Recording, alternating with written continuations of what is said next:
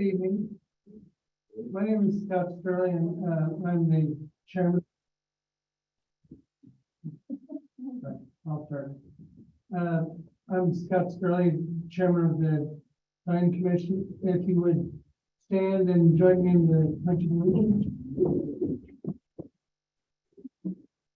I pledge allegiance to the flag of the United States of America, and to the republic for which it stands,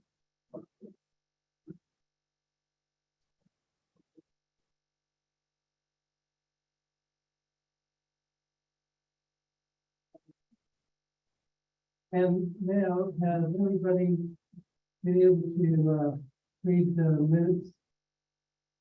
And do I have a motion to accept the minutes? Do I have a second? Okay, all in favor of approving the minutes, say aye. Aye. Aye. All opposed? Pass. And now we are continuing public hearing from August 16, 2022. Planned unit development PUD 22-01 11984 Broad Acres Road, Northeast Hubbard. Icon Construction and Development LLC. Attention Harlan Barlow, Frank J. Rossi.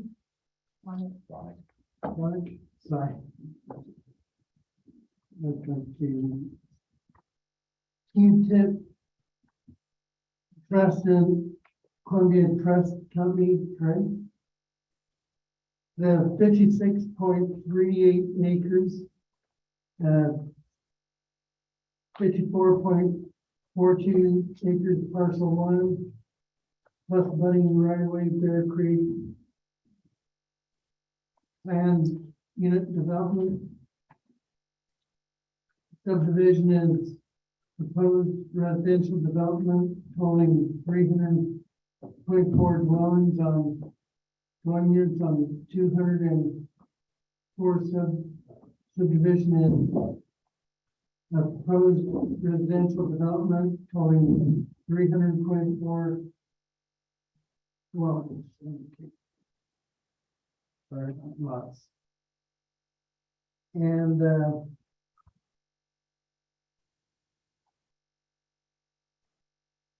description.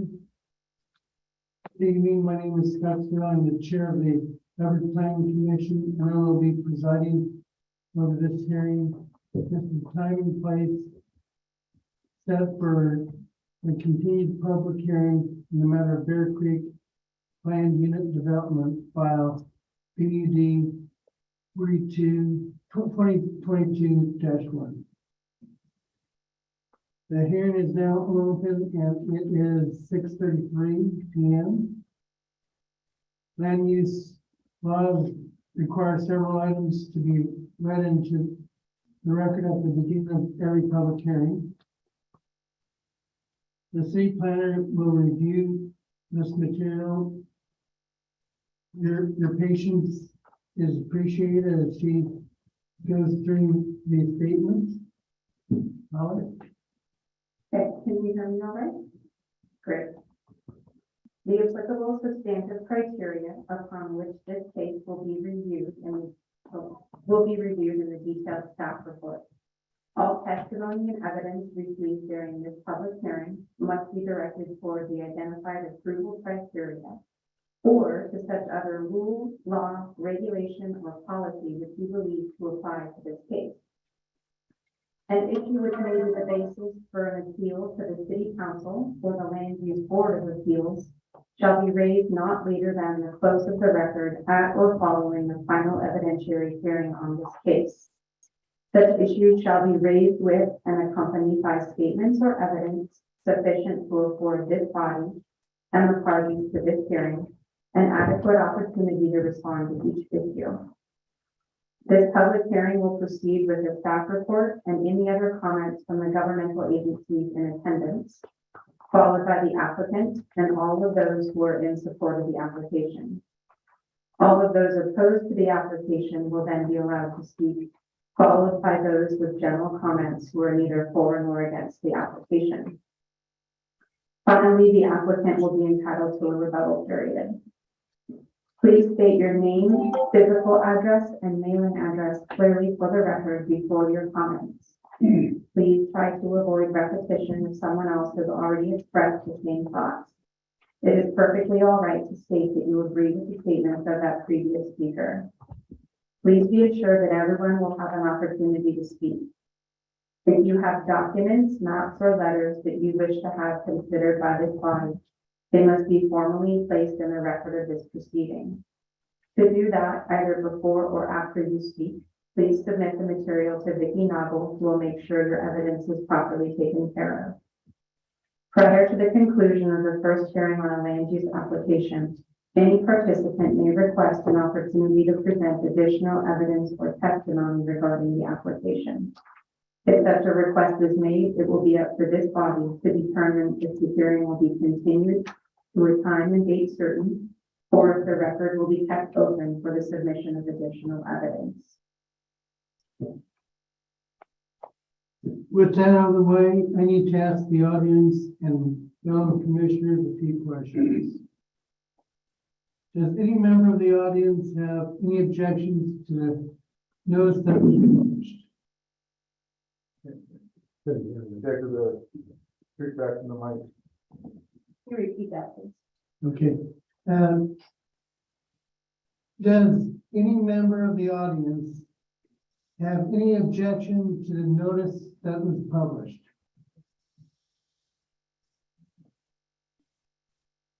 Does any member of the audience wish to challenge the jurisdiction of the planning commission to hear this matter?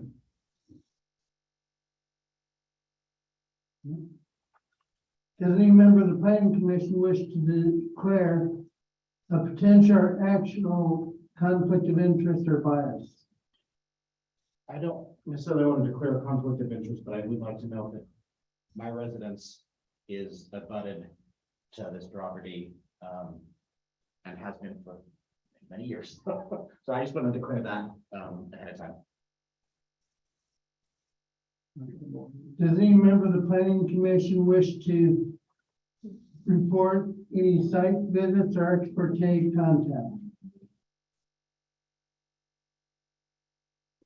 Does any member of the audience wish to challenge the impartiality or ex parte disclosures of any member of the planning commission?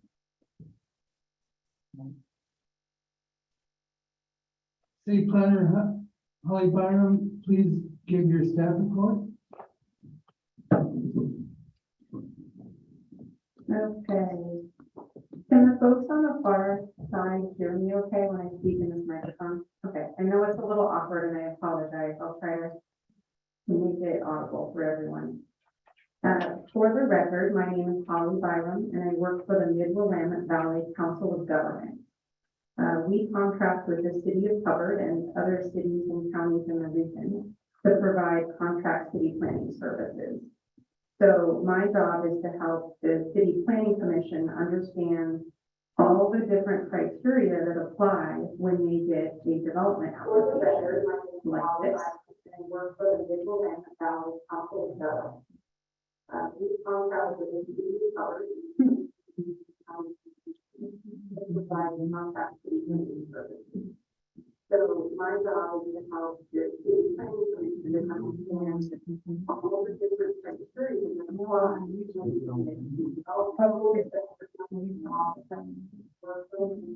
I think your feed live on this one. So I don't know if you can pull it down. Can we pull down the volume on the audio? That's the only one that you can do. Okay.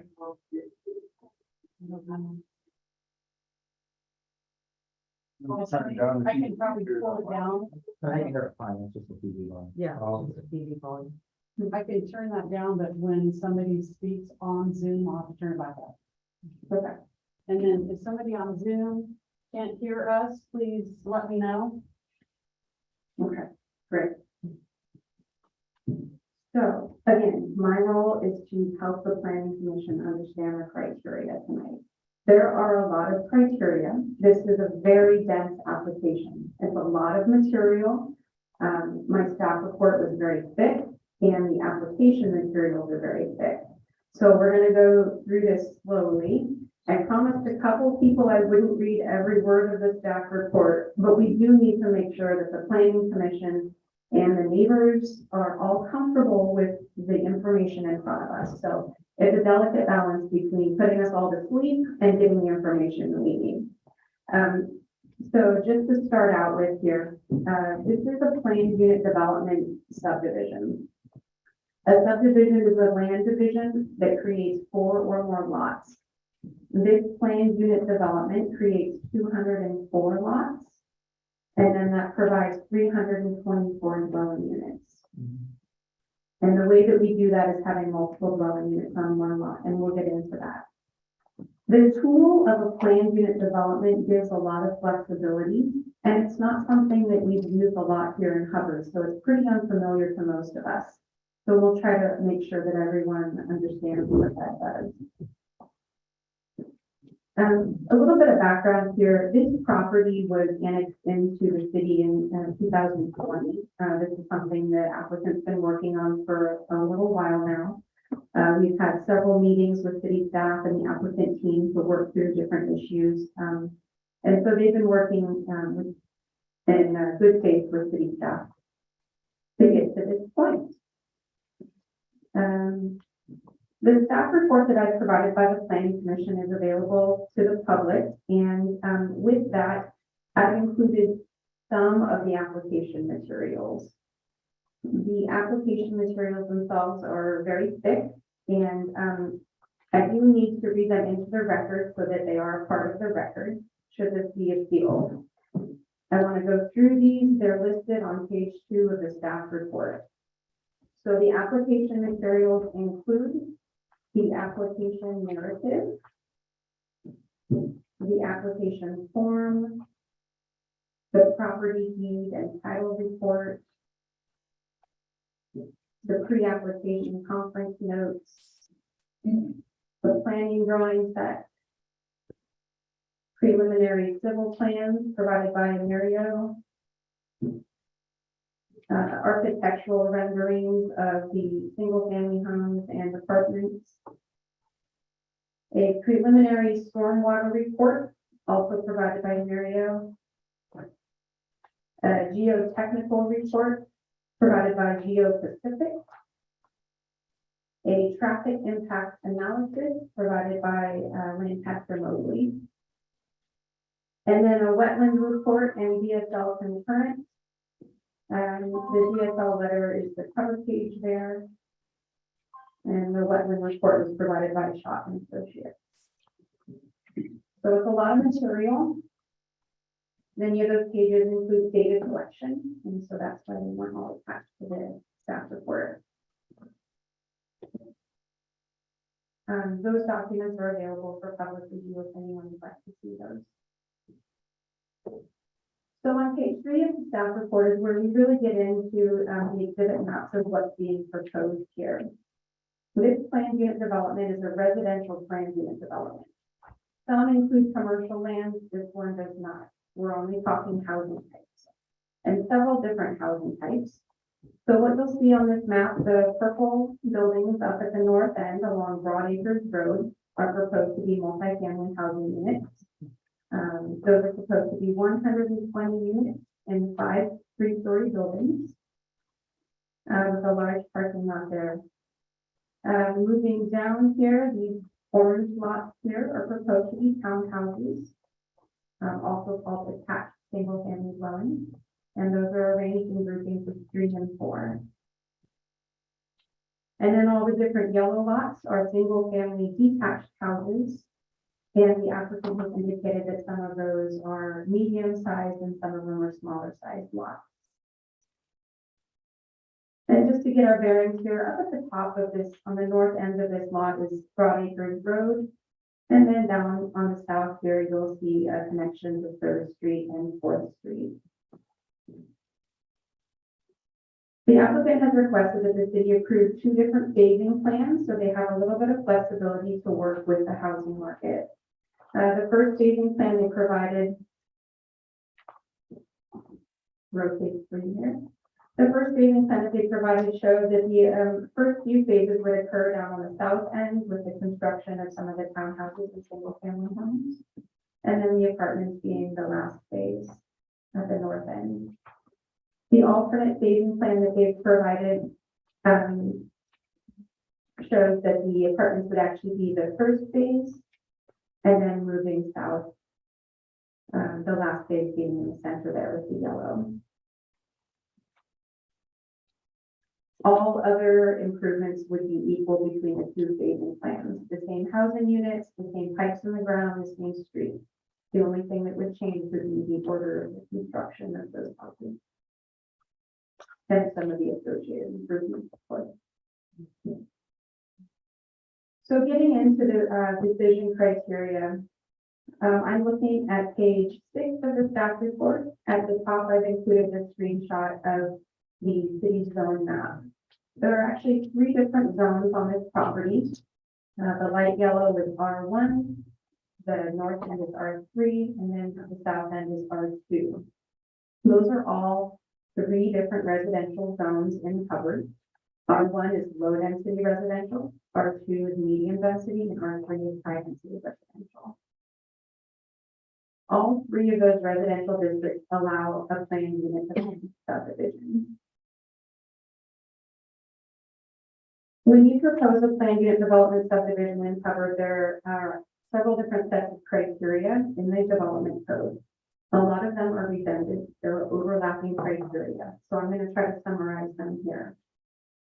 The PUD criteria is found in section 2.302 of the Hubbard Development Code.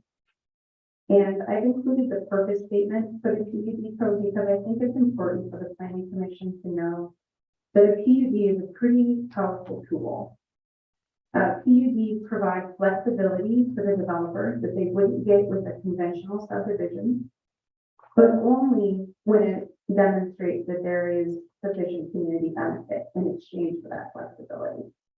So it's important for the Planning Commission to remember that you can grant that flexibility if you feel that the community is benefiting from the proposal in front of you. And the applicant has provided a list of the alternate design standards that they are seeking. You can also call them variances. And so we will walk through those when we get to those in the code here. The different PUD criteria start at the bottom of page 7. The first one is about site adaptation. And that is asking, does the developer take advantage of the natural features of the site that they are proposing to use? And in this case, very much so. It's a unique property. On the west boundary, you have Mill Creek. On the east boundary, you have Little Bear Creek. Both of those creeks have associated wetland areas, riparian buffers, floodplains, and slope. So all of those restrictions overlaid provide an area that needs to be open space. And so that provides a unique opportunity for the applicant to build in the center area, which is the higher ground outside of the floodplain. B talks about the lot arrangement. And what this asks is, are the lots arranged around open space and recreation areas? In this case, many of the lots are, but not all of them. It would not be an efficient use of land to have all of the lots abut to the open space here because the open space is on the west side and the east side of the property. There's no way that the code could possibly envision all future scenarios. So in this case, it wouldn't be wise to enforce this, that all lots abut the open space. C is the density of development. We need to acknowledge that the adopted development code is pretty weak in this section. There are several typos in that it uses multiply and divide interchangeably, and it doesn't actually even provide correct methodology for the R3 zone. So in this case, the density of a development is based upon the zoning of the land. A PUD allows you to move density out of areas that should not be developed. like riparian areas and floodplains. This density equation gives you a maximum density for the entire site. That maximum density could be somewhere between 490 and 543 units. That's your maximum density of this site. The applicant is not proposing anywhere close to the maximum density. The applicant is proposing just 324 units. So the summary here is that there's no minimum density required, and they're not even close to the maximum density. The next criteria D is about the amount of open space. What your code requires is at least 20% of your gross site area. The applicant is proposing 2 large open space tracts that follow the creeks and the riparian areas. They comprise more than 30% of the site. So the applicant is proposing more than the 20%.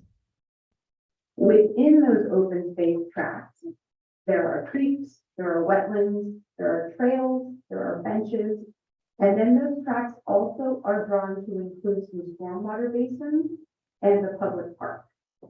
So all of those things are included in the open space tracts. The developer is proposing to transfer or dedicate those open space tracts to the city so that they become fully public. The city at this point doesn't have the capacity to maintain them. So the proposal is to wait until a certain percent of build out so that there's a tax base to increase the city public works capacity to maintain these open space tracts.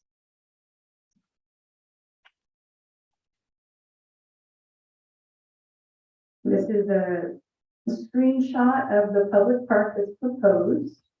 That would be a part of tract D over on the west side of the lot. What it shows is a playground structure, a public restroom, benches, a large open grassy play area, sidewalks, and public parking. And this is located within the housing area. The next criteria talks about those public places or those places becoming public. And again, the recommendation is to wait until a certain percent build out to transfer those to the city. Then we'll get into discussion about that as well. There are certain setback provisions for the exterior of the PUD. The applicant is requesting reduced setbacks inside the PUD. But what this says is all around the perimeter, you need to respect the underlying setbacks of the zone because you're abutting other neighborhoods. And so there's no issues with that. G is about circulation. And so the applicant is proposing one main street, which is a collector level street to connect Broad Acres on the north to 3rd Street in the south. That collector street is called Street A. No houses will take access off of that street.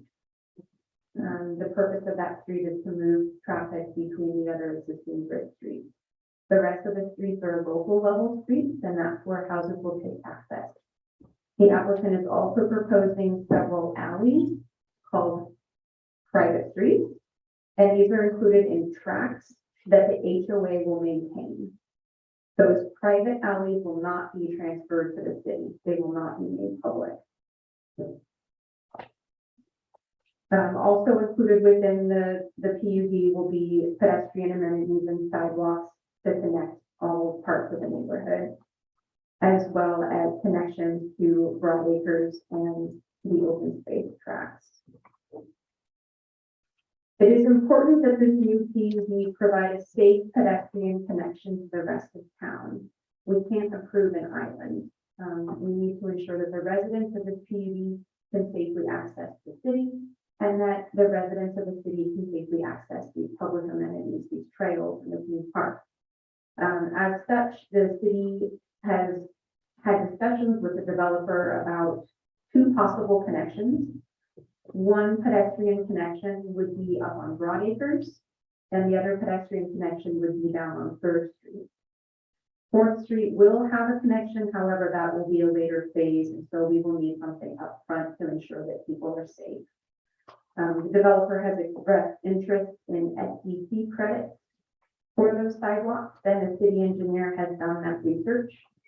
He has determined that there are SDC credits available in the adopted SDC methodology that allows up to 74% of the cost. And so that's something we can talk about as well. There's an associated condition of approval with that. H is about off-street parking.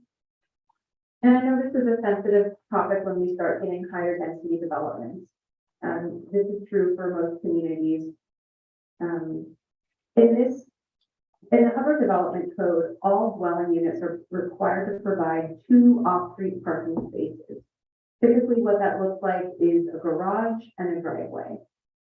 And that's true for single-family homes as well as apartments. The PUD proposes to meet the minimum requirements for the parking standards in your code. For the 120 dwelling units, the apartments are proposing 247 parking spaces. For each of the townhouses, they will have a garage and a driveway. For each of the single-family homes, they will have a garage and a driveway. Additionally, the applicant is proposing a bank of overflow parking to serve the northern townhomes, and that's included in tract F.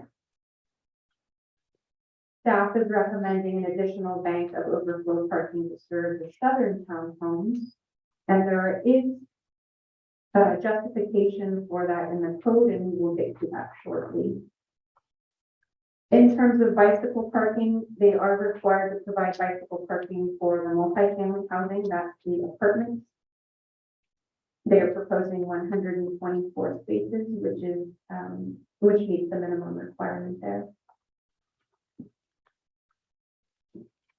Okay, so now I'm at the top of page 15 of the staff report. This shows some of the items I was just talking about. This is the large parking lot serving the apartment buildings. Tract F shows the overflow parking for the northern bank of townhomes. Staff's concern is about these southern townhomes here, not having additional overflow parking. Okay, so moving on, I is about utilities. Hubbard Public Works and the city engineer have both reviewed the PUD and have provided comments for the application. The city has the ability to serve the PUD in terms of water. The city has the ability to serve the PUD in terms of wastewater capacity. However, additional data is needed from the pump station and force main that would serve the PUD. The applicant's engineering team is aware of this, and they have installed the instruments to measure the flow data. They are working with the city engineer to provide and calibrate that data. That collection will probably go throughout the rainy season so that we get an adequate picture there. The fire department staff has also reviewed this application. Their comments are generally related to turning radiuses and access. So far, they've found all the turning radiuses to meet their equipment. Hydrants are required throughout. Knox box gated access is required on all that trail access points. There's also a secondary emergency access on Broadacres served for emergency access. In terms of storm drainage, the applicant did provide a storm drainage report. And what's proposed is that the PUD would drain into 5 different storm basins. There are 2 basins in tract D, 2 basins in tract E, and 1 in tract A. The applicant is proposing to transfer all of those storm basins to the city. Again, the city doesn't yet have the capacity to maintain them in terms of the mowing. So the proposal was that the applicant retain those and those be maintained by the HOA. There may be a compromise available there. where the city takes the basins, but the HOA maintains the regular mowing. The city would then perform an annual inspection of the outflow and the pipes. So there's more discussion there to be had. Let's see, there's common language about easements in there. J is about a homeowners association. An HOA is required for PUDs. An HOA is being proposed here. They will retain tracts they will retain tracts B, C, F, and G. Those are the private alleys.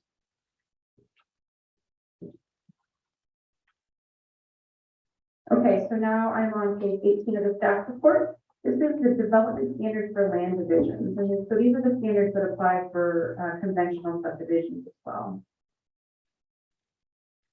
The applicant has proposed a number of variances to the adopted city standards. They've provided a table.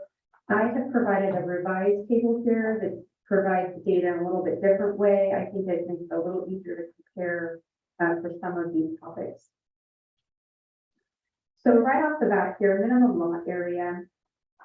Depending upon what zone you're in, there is different minimum lot size. The applicant is proposing to reduce the minimum lot size in the PUD. So for example, what that would look like for a single family detached house, instead of a 5,000 square foot lot, it would be a 4,000 square foot lot. And for a townhouse, instead of 3,500 square feet, it would be 1,775 square feet. Let's see, for a duplex, it would be a 6,000 square foot lot. And then for multifamily, it would be a 1,900 square foot lot. Of course, that would be an apartment complex, so those would be combined. In terms of setbacks, there are some proposed variances here as well. For the townhouses, the applicant is proposing to reduce the 15-foot front setback to 12 feet. For the detached single-family homes, reducing the side yard from 7 feet to 5. Reducing the townhouse separations from 8 to 5. Reducing the side street from 15 to 12. And reducing the rear yard setback to 10 feet. For lot coverage, the proposal is to allow townhouses up to 95% coverage of the lot. And then for a lot depth to width ratio, that's a ratio that we use so we don't end up with long, skinny, undevelopable lots. What they're proposing there is instead of 2.5 to make that ratio 3.5. So some of those lots will be a little bit longer, but they are demonstrating how those could be developed here. There's also a standard for the amount of private outdoor space that a townhouse would have. And they're requesting to take that from 300 to 200 square feet. Okay, so those were some of the variances proposed by the applicant here. I want to talk about access for a minute. Access is the width of the front of a parcel. It's how much your parcel has of street frontage. In this case, the minimum is 25 feet, and most of the lots meet that standard. The exception, of course, being flag lots. Flag lots are allowed to be, the applicant is requesting down to 20 feet or 12.5 feet where 2 flag lots share a driveway.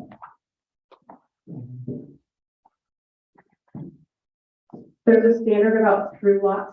Through lot is a lot that has a street on the front and the back. In this case, we have several through lots, quite a few, because we don't want access onto Street A. That's your collector street. You want through traffic there. So that's why the applicant has the private streets and the tracks in the back for the rear alley loaded townhouses. There's additional criteria here about side lot lines and lot grading and utility easements, block length. Improvement requirements. It is important for everyone to remember that all the required improvements for a new development will be paid by the developer. That means all the new streets, all the new water lines, sewer lines, storm lines, those are paid and built by the developer. And that's how the Hubbard Development Code is written. And that's what this section of code says.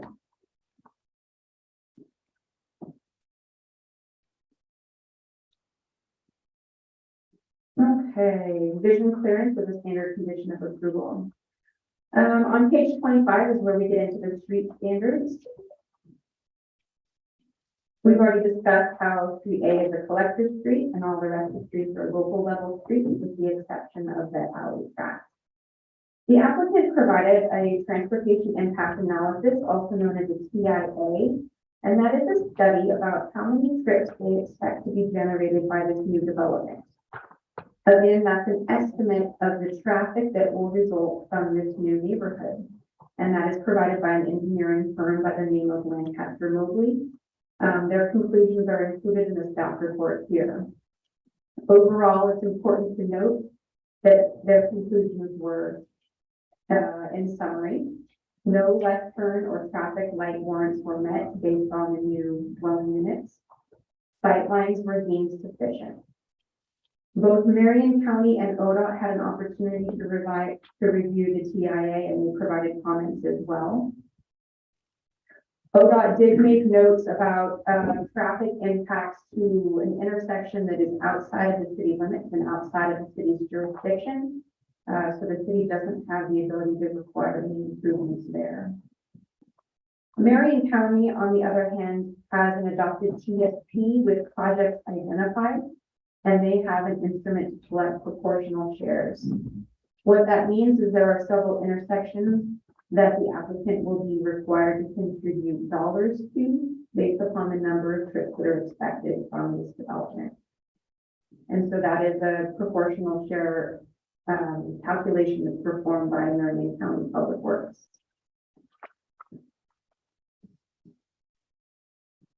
Okay, in terms of street alignment, you will note that there are future street extensions to the south of the project. So when that property, if that property develops in the future, there'll be opportunities for connection there.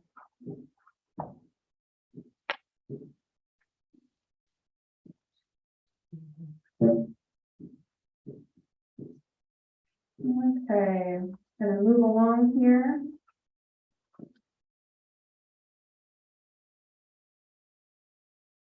I'm looking at page 33 of the staff report, which is the general right-of-way and improvement widths. This is the part of the development code that says how wide your streets must be. And remember that the street improvements built inside the right-of-way are different widths. So the right-of-way for a collector is required to be 60 feet and for a local street 50 feet. That is exactly what's being proposed here. No exceptions are being requested to the standards. The applicant is requesting a modification to the private street standard, however, and that's for the alleyways. The standard in the code is that a private street serving more than 4 dwelling units would have a tract width of 30 feet and a surface width, that's the paving with curbs, 28 feet. What's being requested is a tract width of 22 feet with a surface width of 20 feet. And then those would have no parking allowed. They would be striped for no parking tow away. This is a standard that was discussed a couple times with staff and the fire department. It's important that that emergency access, that full width is maintained and that that tow away is enforced by the HOA. You'll note also there's an asterisk here, and it says if narrower streets are developed as a part of this section, more on-site parking is required.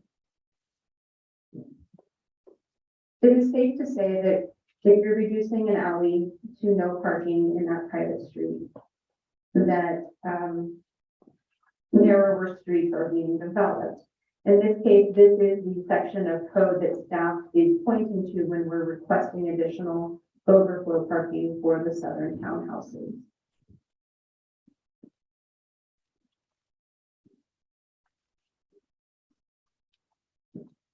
Okay, the next 3 sections of code are about the natural resources on the property, and there's definitely overlap here. This is the floodplain, the riparian buffer, and the wetlands. Hubbard's development code is very strict about these. It's very protective of these resources.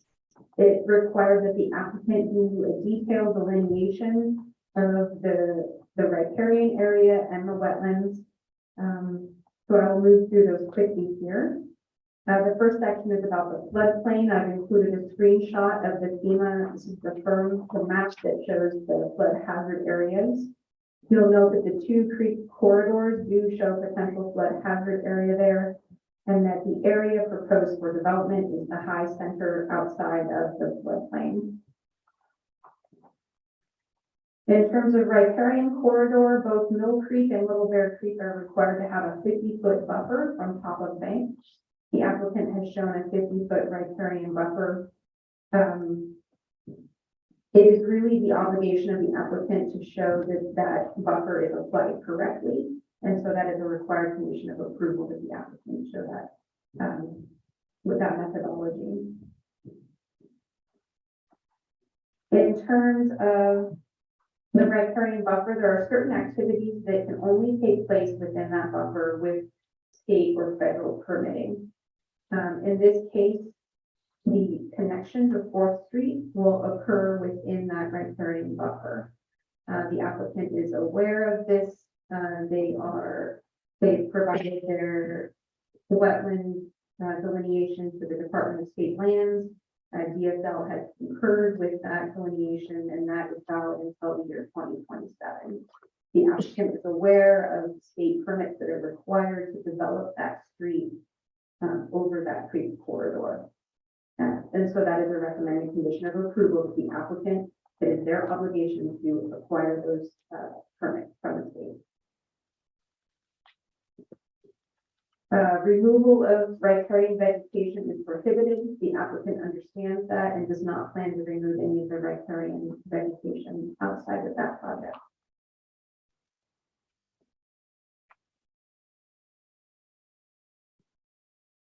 Okay, and then the last one again here is about wetlands. The wetlands were mapped. DSL concurred with that mapping. Okay.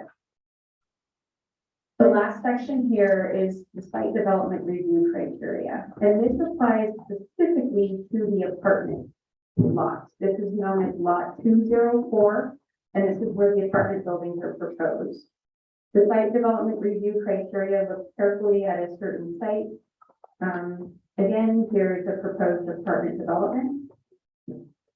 It includes the 5 apartment buildings, an office, in a clubhouse with a small gym, bicycle parking, picnic area, garbage enclosure, and parking lot. They've also provided a landscaping plan for this property. Down below here, these are some architectural renderings that show the apartment buildings, the clubhouse, and the bicycle parking shelter. There's several different characteristics you look at when you're performing a site development review. In this case, it's important to note that the minimum lot size in the R3 zone for a multifamily housing, which is an apartment, is 3,630 square feet. So if we went with that minimum lot size, we would end up with 64 apartment units. The applicant wants to take advantage of this PUD tool to provide the community more housing. And what they are proposing is to reduce that minimum lot size from 3,630 square feet to 1,900 square feet per unit. And so what that results in is a change from 64 units to 120 units. So that's essentially a 90% increase there in terms of the number of units. And the next criteria is about drainage and erosion and public health factors. Those all get at utilities. We discussed utilities, traffic safety and circulation. The applicant meets the minimum parking required with a 247 parking spaces, 6 of those being ADA spaces. Staff does have concerns that that would not be sufficient, that there may be more than 2 vehicles per household, and that there may need to be visitor parking as well. If I failed to mention it earlier, of the 120 apartments, half of them, 60 of them will be one-bedroom units, and half of them, 60 units will be two-bedroom units. So half one-bedroom, half two-bedroom.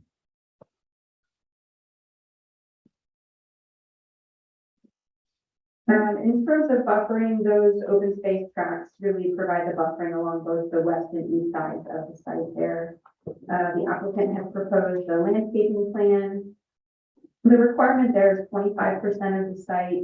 The applicant has requested a reduced landscaping percentage of 20% in consideration of the adjacent open space areas.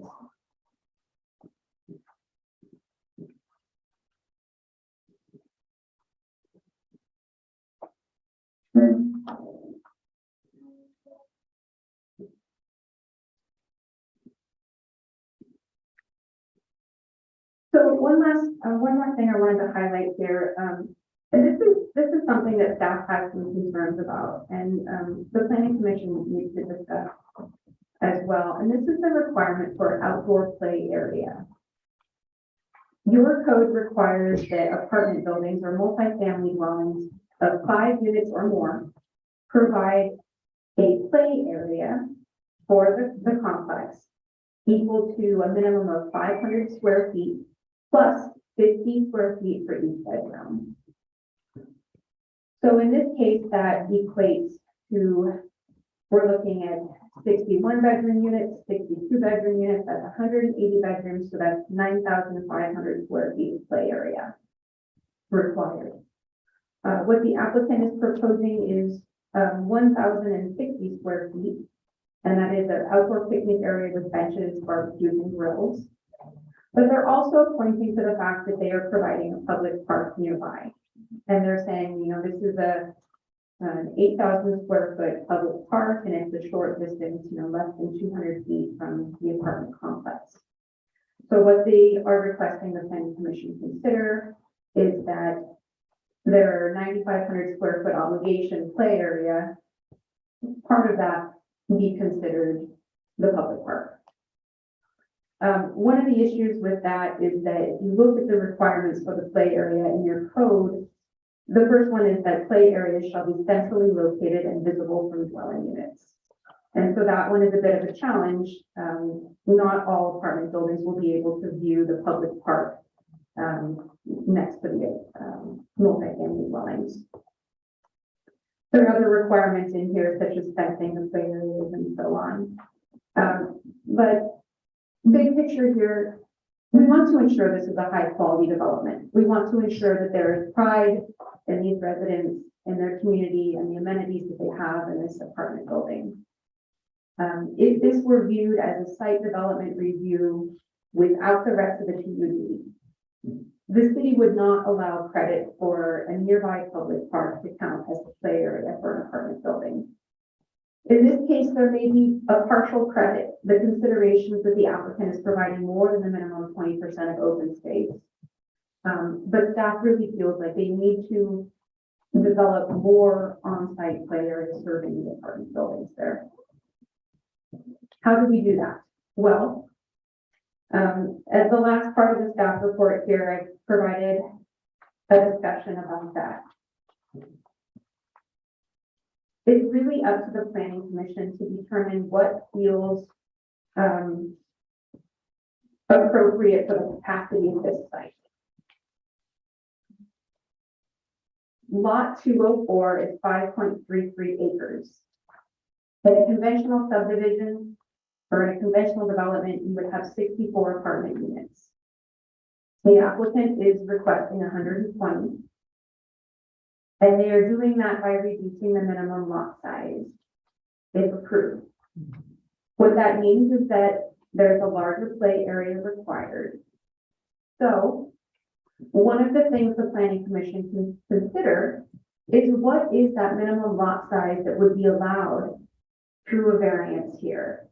And instead of taking it from 3,630 square feet all the way down to 1,900 square feet, is there a compromise that would result in fewer units and more play area, perhaps some more overflow parking, and maybe the minimum landscaping? So this is a table created for illustration and discussion. Ultimately, I think after you hear the applicant's presentation and you hear the public testimony tonight, I think where we'll probably end up at the end of the night is continuing the public hearing so that the applicant can run some more numbers, maybe come back with a revised proposal that's meeting some of these concerns. So, what I've included here are proposed conditions of approval. But I really would encourage the planning commission to put some thought to this and probably continue this public hearing tonight. But let's make sure we hear everyone's voices tonight. So in the proposed conditions of approval, those start on page 49. This is really important because these are the rules that the applicant has to follow before they can get their subdivision platted, before they can get their building permits, before they can get their final occupancy. This is where the city has teeth in a new development. And so it really is important that the city get these conditions of approval right. Just to summarize here, the first few are about the land use approval process, the improvements required, they have to follow the city standards for public works. Granting them the flexibility to use either one of the phasing plans. Condition 4 is about Street A improvements. It's important to the city that Street A provides protection to the utilities underground and provides emergency access, ingress and egress. When we had a discussion with the developer recently, the compromise here was that the developer suggested that potentially they just do the base lift, the curbs, gutters, hydrants on Street A with phase 1. So that's available for emergency access. And so that is the recommendation here, that the applicant perform the base lift prior to platting phase 1. I think the applicant has changed their mind on that, but we can talk about that a little bit later. 5 is about Broadacre Road improvements. The county, Marion County Public Works, that is their jurisdiction. They are requiring those frontage improvements. What they're recommending is prior to phase 1, potentially there's an opportunity here to bond for those improvements if the apartments are not phase 1. If, for example, the development starts at the south end of the PUD, is it proportional to require the frontage improvements way up here? So we can talk about that as well. Off-site sidewalks, SDC credit. When our last discussion with the developer, they indicated that they would be willing to build the lesser of the 2 pedestrian connections into town. And so that would be Broadacres. That's a shorter distance to fill the gap between the PUD and the existing sidewalks on J Street. It would be shorter than the gap on 3rd Street between the PUD and the existing sidewalks. They stated, however, that if there were SDC credits available, they may be willing to do both with their project. The city engineer researched this. He found that 74% of that project could potentially be SDC eligible. So the recommended conditions was for the developer to build both. The developer, I think, is not willing to do that. There's an option either to drop the 3rd Street requirement if they can show that pedestrians can safely get into town, or perhaps we can follow the adopted procedures to negotiate a percentage of SDC credits. Again, you're beginning to see why we need to continue tonight, probably because there's still a lot of details to work out. Number 7 is about public park SDC credits. The city engineer has determined that there is an SDC credit available for the construction of a public park, but only the active play area. So that's something like benches, tables, shelter, cooking facilities, basketball pad, but probably not so much the general open space tracks. So 8 is about the open space tract dedication. Originally, this recommendation is that those open space tracks D and E would not be dedicated to the city until 100% build out of the PUD. The applicant is asking that we reconsider that percentage. And so that's something we can discuss as well.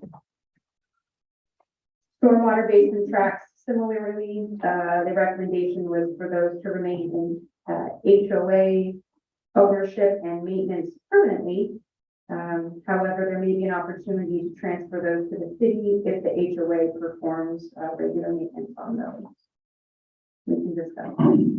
Number 10 is about proportional shares. Again, that's Marion County Public Works with their methodology. Number 11 is about the multifamily development. And this is part of the discussion that we were just reviewing here about. We need to see a revised site plan here. The applicant needs to show us a lot of details for this section of the PUD on lot 204. We need to see more screening along the parking lot against track F, so separating the townhomes from the apartment complex. We need to make sure there's a safe pedestrian walkway through that large parking lot to connect all the apartment buildings. 12 is about overflow townhouse parking. Again, that's for the southern townhouses.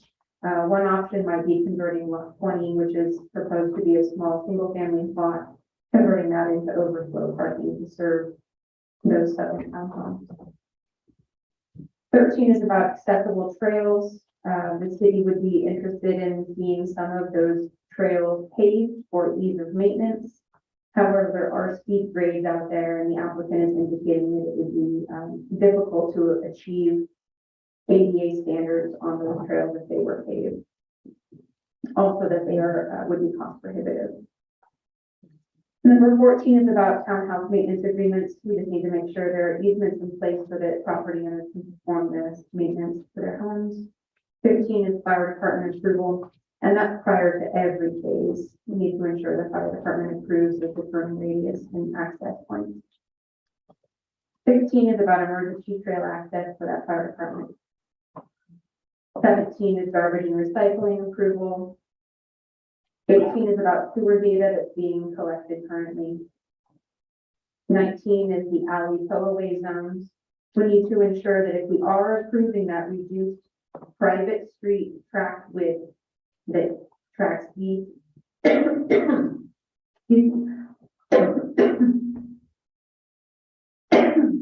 they are signed for trucks.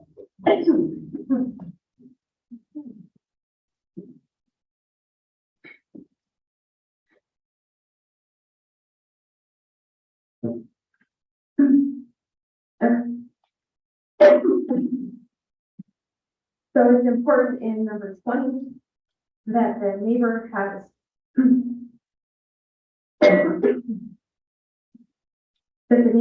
access to track G.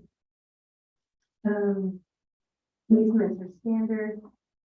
Pedestrian crossings need to be signed. Perimeter setbacks are addressed. Parking lot lighting needs to be provided. All single family homes need to have that 25 minimum frontage width. Let's see. Flag lots need to have that shared access and maintenance agreement prior to planning. Excuse me. Division clearance is standard. Street trees, there's an adopted list in the development code. Those parkway strips or parking strips would be maintained by the HOA permanently.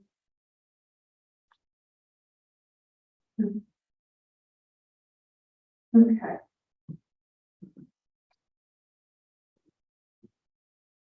So.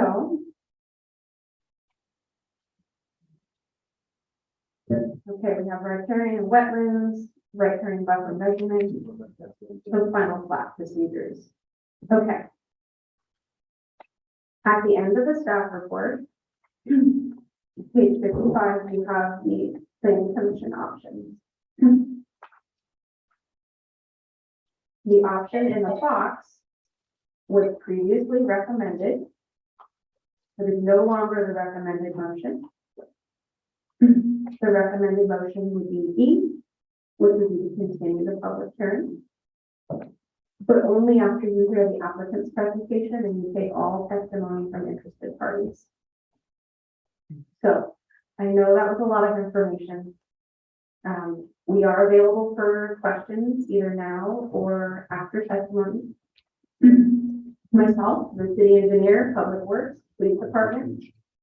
We can share the hot seat with someone else over here, that'd be great. We are available to you. We want to make sure you have the information you need. So that's it from me unless you have questions. One question I have Good, Chair. is when you're talking about the combined structure and parking lot, there's 70% and 95%. How will that impact, because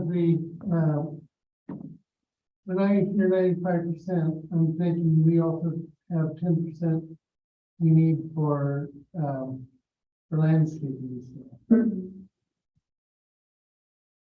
Yeah, so what the chair is asking about is the maximum lot coverage. And what that means is the footprint of the house plus the footprint of the paving, so the driveway.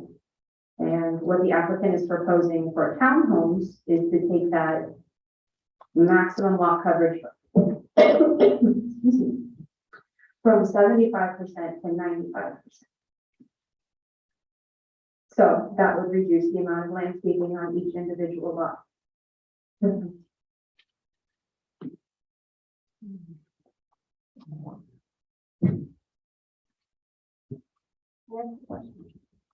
It's limited to the planning commission at this.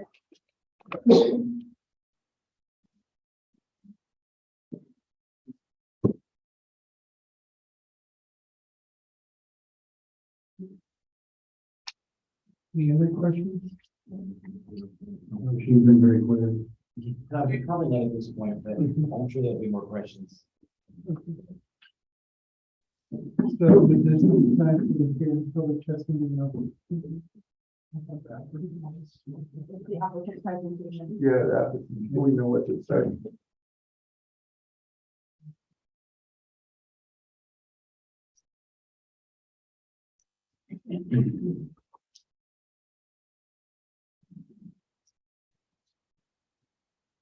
So under the, accepting public testimony regarding the case, would be the applicant or the representative if they want to speak.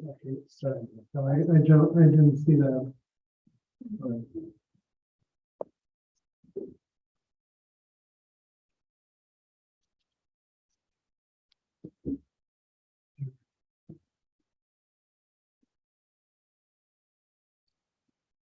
Wasn't sure if I need to be called up formally or not, but I'm the applicant's representative.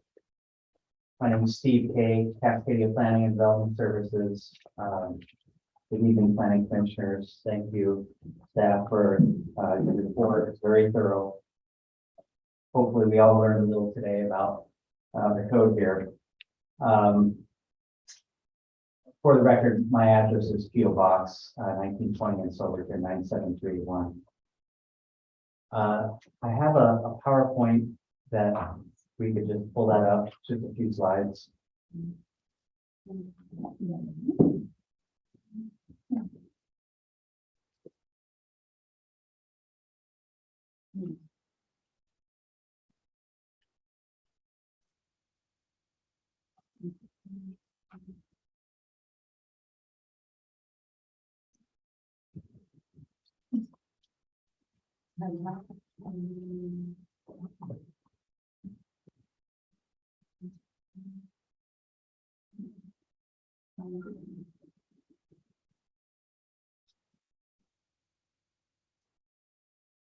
So this site has a lot of history.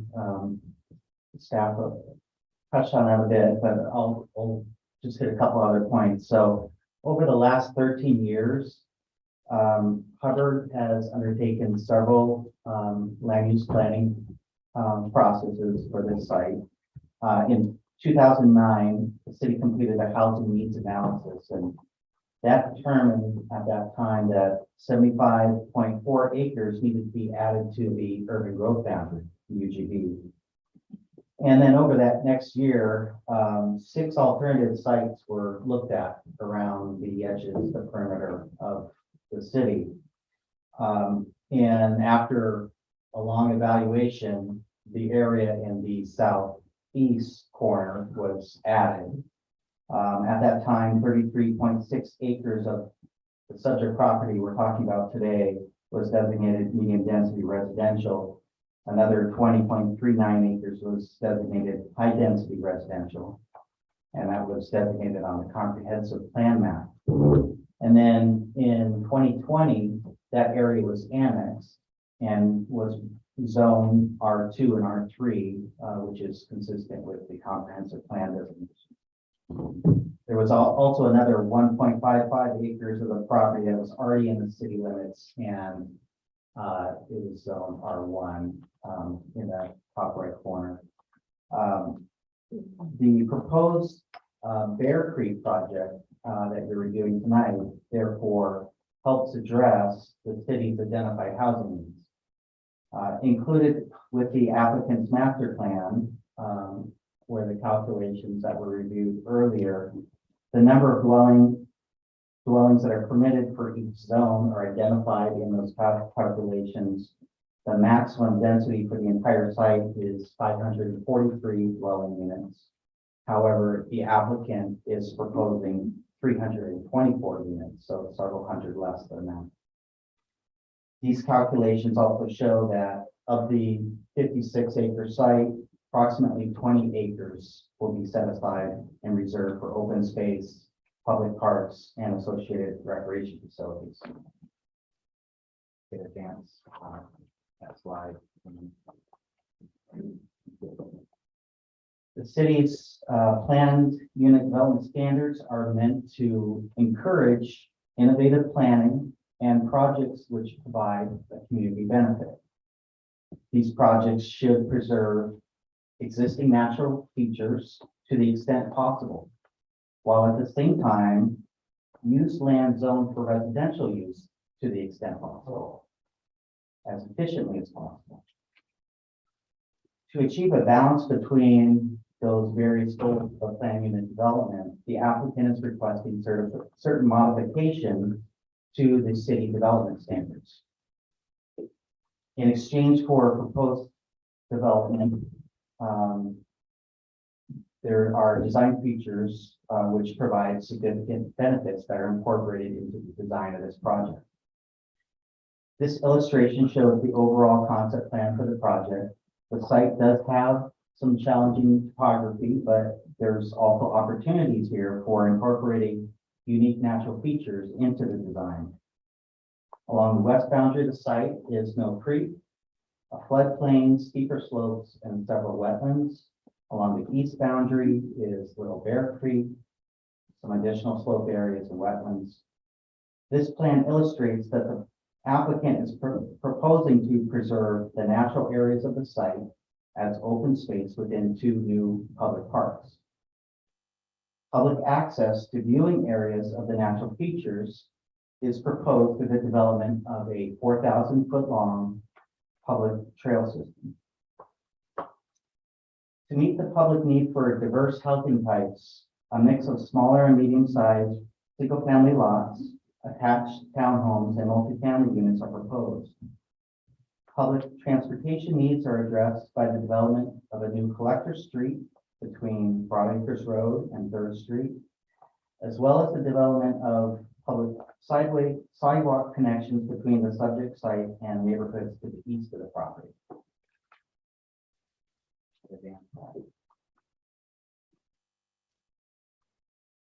The northern portion of the applicant's master plan includes street widening, a curb, street trees, and a sidewalk along the entire length of Broadacres Road. The applicant is also proposing several pathway connections from Broadacres Road to the 2 new public parks. The north end of the development includes townhomes which face the new collector street with alley-loaded garages in the rear of the lots. Due to higher density in this portion of the site, the applicant's proposing to develop a 27 space parking lot for the townhomes in tract F. The parking area is provided in addition to 86 parking spaces on the townhome lots. Since there are no driveways on Broad Acres Road, and it will be widened and parking will be allowed there. And the collector street, again, no driveways and parking is allowed on both sides. There's another 123 spaces that are located on the street adjacent to the development of these townhomes and the apartment units.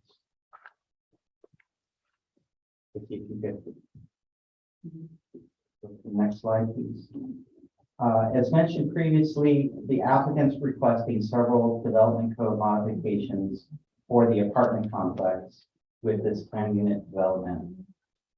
It's important to stress that the apartment complex is just one element of many components of this plan unit development, including the adjacent 13-acre park and its trail system.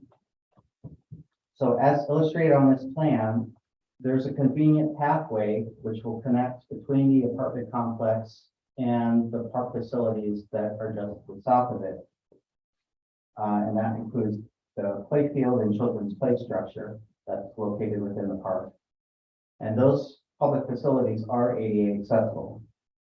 In addition, multifamily units will also have access to a community building and an outdoor picnic area within the apartment complex itself. And they will have access to that trail system.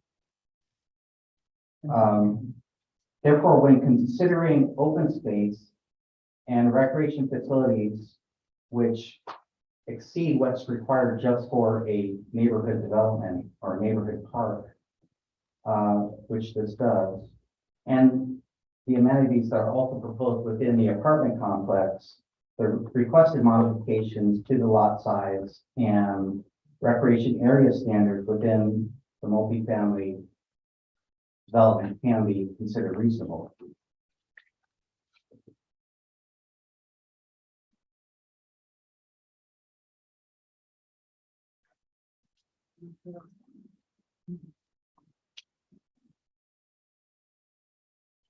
So the southern portion of the master plan illustrates that the proposed collector street will intersect with 3rd Street, and that's consistent with the city's transportation system plan. Proposed off-site improvements include the extension of 4th Street and a sidewalk connection from Queen Estates to the Bear Creek project. Again, it's important to note that there's a significant amount of parking that's available on Street A, where the collector street is. There's no driveway cuts there, and there's street parking on both sides. So as a result, the 30 townhomes that are located in that southeast corner will have access to 74 on-street parking spaces, in addition to the 60 parking spaces that are available on those lots.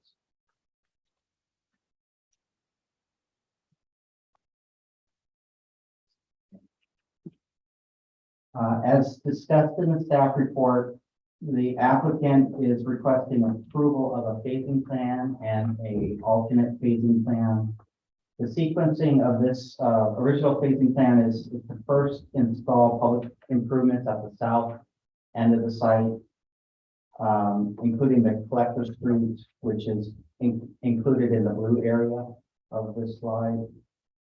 Since secondary access is only required by code for emergency vehicles, the applicant is proposing to install a gated gravel street connection for the northern segment of that collector street with the phase 1 improvements. Then under the phasing scenario, the purple area would be phase 2, phase 3 is the yellow area, phase 4 salmon, and finally phase 5 is the green area.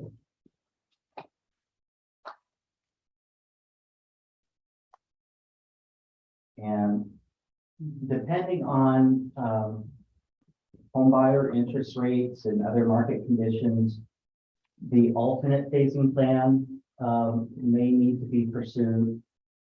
This allows the applicant to start development project with the apartment complex, shown in the Salmon area. Under this scenario, the applicant would also install a gated gravel street connection to Third Street with the first phase of the development. The plan shows phase 2 as blue colored area, purple is phase 3, and phase 4 is the yellow area.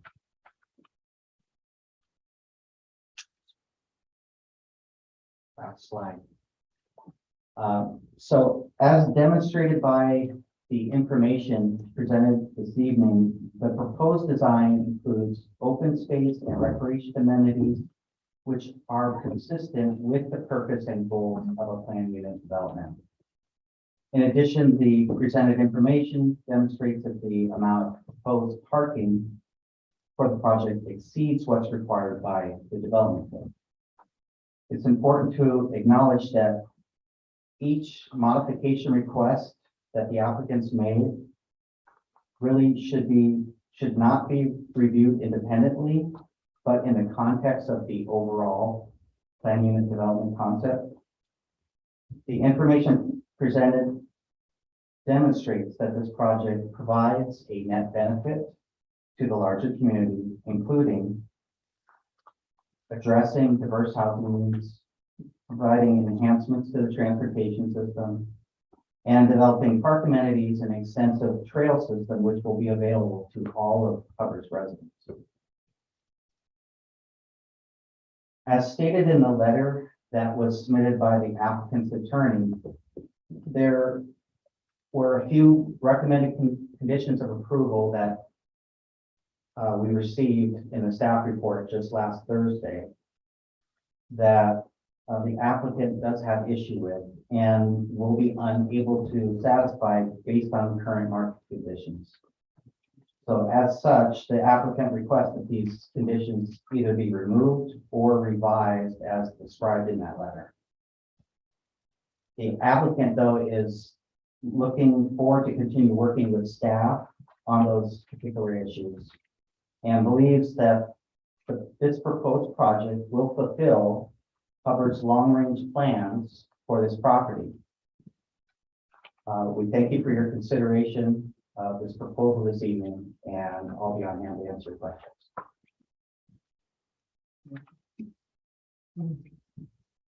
You say there's parking Broad Acres Road. Where, beside the road, or what are we talking about? The road will be widened and there will be parking on the south side of the road with the improvements that are installed. These on the road, don't have parking spaces. Yes.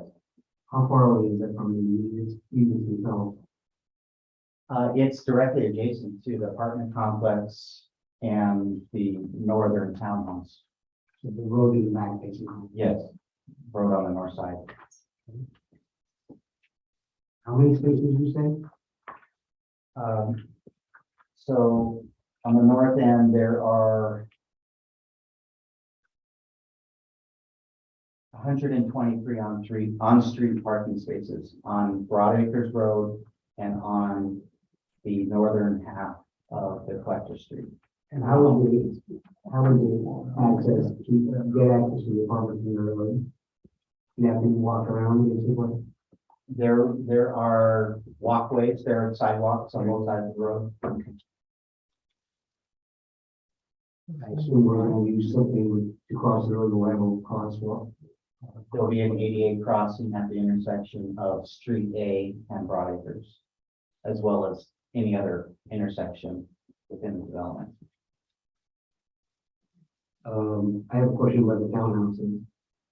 You're wanting a not as wide of a driveway, or not driveway, road back there. How deep are your parking lots for townhomes or garages? How deep are the parking spaces? The driveway, They'll be 20 feet deep. 20 feet. Yes. Just like the house location. Right.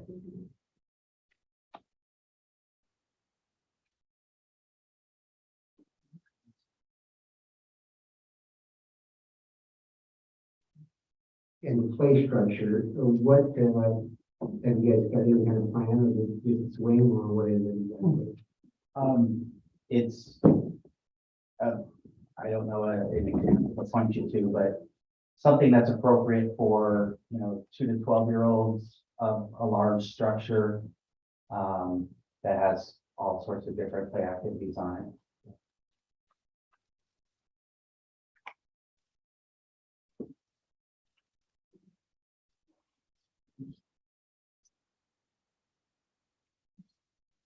That's all I have right now. I don't have any questions specifically right now, but I would like to retain my ability to question later. Okay, do you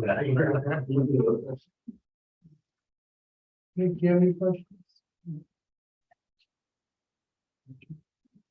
Thank you. Okay, thank you.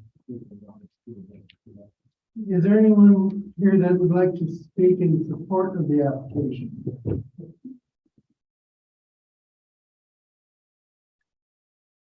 No, I'd like to say something there.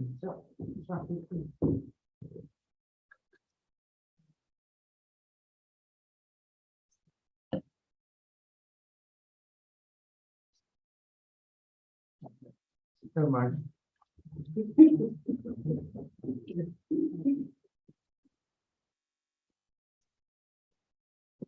My name is Matt Kennedy. I live at 3635 Fifth Street. Now, I might be stepping ahead a little bit because I'm in support of the development of this site. I do have some concerns that I think have been addressed tonight, and I'd like you to take a closer look at. So I could wait until you request comments from people that are neither for nor against. But I find myself on the fence, knowing that it needs to be developed and that certain concerns need to be addressed. So if you want to hear my testimony this time, I'd be glad to do it. You're here right now, so. All right. Again, I state my name and address, and I'm going to refer, I prepared this letter last month as I could not attend that meeting. I plan to revisit this today, so forgive me if the applicant has covered some of my concerns in here. This was prepared, but I cannot be at last month's meeting, so. First, I'm going to cover one thing that comes up in most land use decisions that I've been in when I've been on city council or planning before, and that is an anti-growth sentiment. And I can understand that, but I also I hear a lot of input from the public that have children and grandchildren, and if you are creating people, need a place to live. So everybody wants not in my backyard. We have 2 kids and 5 grandkids will leave housing. So we, as a city, are by the state required to provide housing units for more people. So as long as we continue to grow a population, we have to provide for that. I'm excited to see the Bronick property developed. I'm most excited to see the access and use of that nature area there. Frank Bronick used to come to my office and talk about a grand vision there as he realized its beauty. This is a legacy property, meaning that whoever built it out will leave an eternal mark in our community with the potential to build out one of the most significant parcels in the valley. That's a huge opportunity and responsibility. Having grown up in Hubbard and moving back 24 years ago, no one appreciates this town more than I do. I've spent a while on the planning commission and many years on city council. I've invested a lot of time and money to make this a better place. Part of that has been to plan how we grow in the future, deciding what parcels get added into the UGB, where we place certain zoning densities, etc. To disregard the planning that our community has established is acting against the wishes of the taxpayers here. When the seller for this parcel annexed it to the city, I found their plan for the property to be very out of touch with Hubbard. Density and plan were that of a developed community with mass transit, local jobs, and services within walking distance. That is not Hubbard. The plan I submitted seems to try to fit some density in what I feel will not be received well here. Not only does it not fit into the zoning and density plans we've spent years developing, I see a challenger for the developer or builder in selling some of the higher density home sites. In Hubbard, I sold out Cleveland State subdivision with 28 homes adjacent to this property. Drive by and look at that neighborhood, or the West Trent subdivisions on the north end of town. We are a commuting community. Look at the parking in these areas with 5,000 square foot lots. They're full. This is because people need vehicles even to get groceries. This is not a rental station or a light community with goods and services across the street. The other issue here is land use and allocation. When we added this area to Hubbard's urban growth boundary, we knew that there were many acres that were unbuildable. We had to factor in that into the plan to meet Hubbard's 20-year projected needs for housing. We can't count unbuildable land to provide housing units. This application seeks to reassign allowed housing units and lots that never existed from unbuildable land to buildable land. When Hubbard planned for this site, we knew roughly the amount of buildable acres. When this developer decided to buy this land, they also knew the rough amount of buildable acres they were purchasing. You don't go to buy 100 acres of farmland with 75 tillable acres and expect 100 acres of productivity. That unusable land is valued much differently for obvious reasons. Its lack of usability is already accounted for and not transferable. Some of that transfer and density may have practical implications, like the multifamily portion of that proposal. That will certainly have a very high unit count per acre compared to single-family residential. The single-family residential is fairly well defined in Hubbard, and the community has spent a lot of time and effort in planning to shape our future in that regard. Those decades of planning and process have to be taken into consideration. I realize that housing is changing in Oregon. I realize models for that will change. And someday Hubbard will have services and transportation that don't exist here now. I just believe at this time, Hubbard isn't ready for this total density. As a full-time real estate professional, I don't think that the market will favor a higher density as proposed. It's not my money and I bear no risk. I simply hope that the project will enhance our community and that the developer will leave a legacy of pride as well as profit, and building a community that suits its current and future residents would accomplish both. Thank you for listening. Thank you.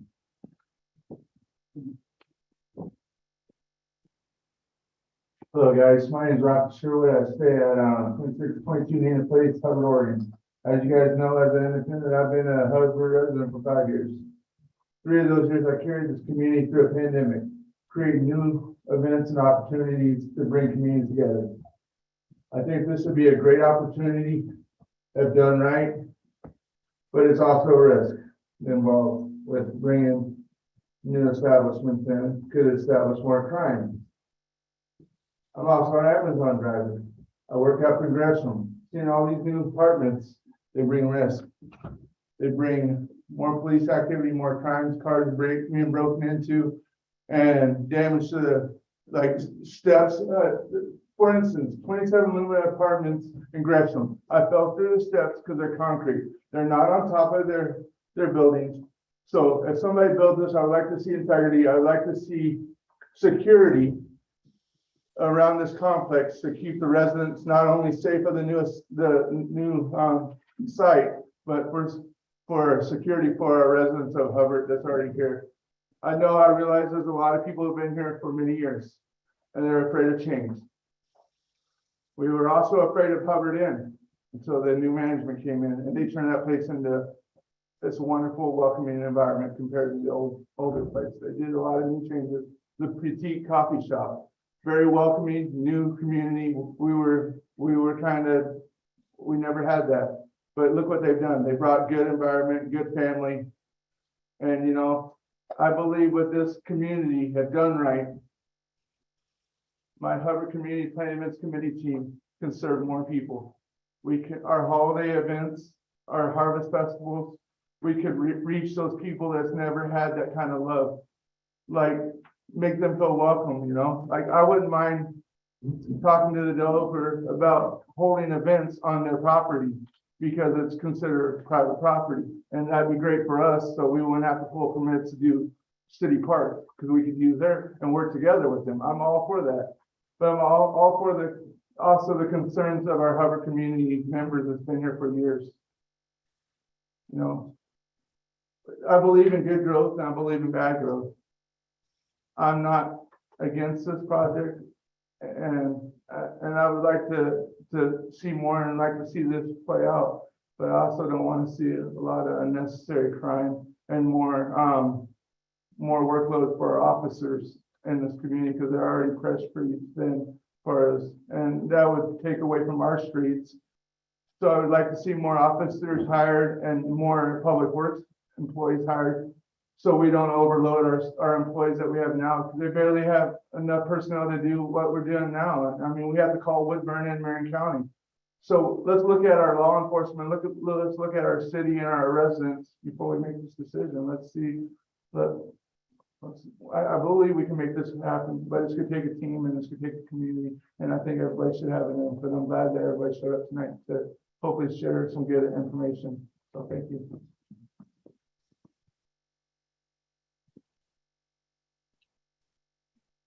Is there any more that are for?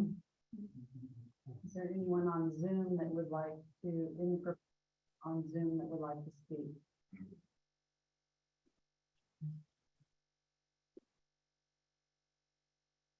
No. I'm not seeing any. Okay. Is there anyone that would like to, speak in opposition to the application? I must have missed the question portion. I just have a couple of questions. Do I need to come forward? I'm neither for or against, really. But I do have a couple of questions. Number one, okay, I'm sorry. You gotta say your name, and address. Okay, I'm Randy Hagee. I live in Hubbard on 7th Street. Anyway, the Americans with Disabilities Act, can we give a variance to that? They said it was cost prohibitive. I don't want to be a troublemaker, but can you get the city's attorney to write me a letter explaining if it is legal? Number two, I was overwhelmed by the amount of variances that the applicant would like to have. And I would just like to state that, if you do that for them, will you do it for me? I've been approached, my wife and I, to build 16 homes on our property across the road from me. But I don't want to build 16 now, I want to build 50. Why not? We really need to look at this. Does everybody just forget the rules and the laws and the recommendations? If they're not to abide by them, why should anyone else? It's stunning to see what's happening. And I probably wouldn't have said anything at all, but I'm permanently disabled. I have been since 1985, and I really believe we should be looked at. And if you can't afford to put in an disabled Americans trail, then don't put it in. And I'm not overwhelmed by 4,000 square feet. My barns take up more than 4,000 square feet. It's not a lot of land. It's nothing. Every house next to me sits on lots far bigger than that. My rental homes sit on lots bigger than that. It's nothing, guys. 4,000 feet, they act like they're really doing us a favor. And it's not about what we want to do they want to do for the community. It's about making money. You know, maybe they can cut back a little on their profit and we can truly benefit. We got to take that into consideration also, not just money.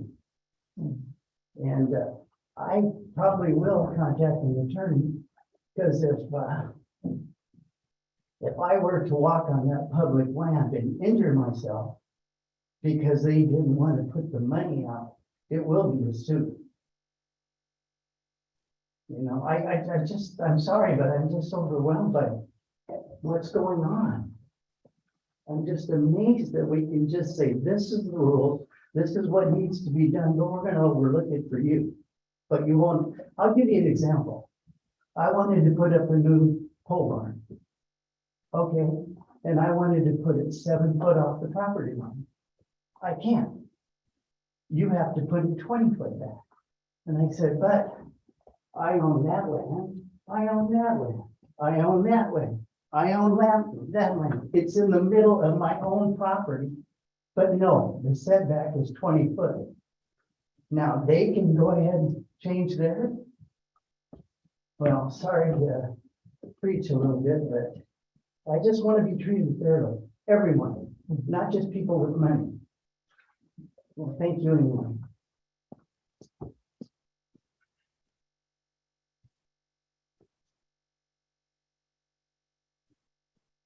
Hi, my name's Brad Agnew. I live at 11903 Broadacres Road. I live on the north side of Broadacres, where Steve said there was no driveways. I have a driveway on the north side of that road. My neighbors also have a driveway directly across from where the Veronix driveway is right now. Looking at the map, it looks like Street A where it taps into Broadacres. It looks like it's gonna be exactly where the driveway is with Veronix right now. Just this weekend, I walked from my house into Hubbard, and anybody who drives in and out of Hubbard, out of Seventh Street onto Broad Acres, you know how narrow that street is, how it goes directly down into the riparian airway area. And I'm sorry, I'm a little nervous here, I don't like speaking in public. But when I walk into Hubbard, the road from my house to Hubbard, which is a couple hundred feet, it's already cracked, and where the right wheel well, right side, kind of ditched down. I realize that they're talking about doing improvements to the road. I don't know how far out they can go on that road. In the 20 years that I've lived at the property, I've seen multiple wrecks on those corners, people come around too fast. As you come out of Hubbard, that last property where 7th Street and J Street connects, there's that electrical box that gets run over all the time because that corner is so tight going in there. That is a busy road. I have 4 people in my house, all 4 people drive. My neighbors have 5 people in their house, all 5 people drive. Everybody on our road, everybody has a car, everybody's old enough to drive. So I look at 340 odd units. I'm guessing around 1,000 people. The population of Hubbard, 3,527. So there's a 28% increase in the population of Hubbard if we house all these. If we fill all these houses, Donald, I just looked it up, they have 141 unit subdivision going in. Their population is 1,465. So again, about 400 more people, there's another 28% increase. My wife has been the registrar at the high school for the last 5 years. She doesn't work there. She got a new job starting this year, but she's been the registrar at the high school for the last 5 years.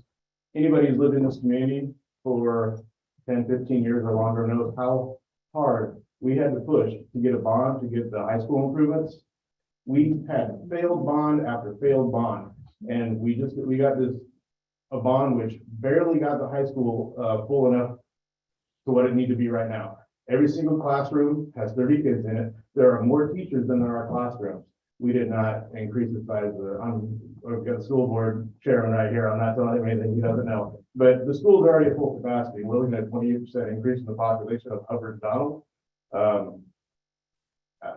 I noticed there wasn't one thing in the entire however long we sat here presentation that talked about any help again, how it's going to affect our schools. All it did was affect this area right here, which I kept hearing was the applicant. The applicant is Icon Construction. If you go to their website, you'll see that they have probably 10 developments to do right now, three or four in Canby, 3 or 4 in Oregon City. And you look at the lot sizes on these, and we're Hubbard. We're not Canby, where they are just shoehorning these houses on these tiny little properties where there's 5 feet of area between the house and the property lines around. That's not what Hubbard does. They're asking for all these adjustments to all the city ordinances to have smaller lots. I just can't. It just seems like it is something that we should be doing around here. These small lots.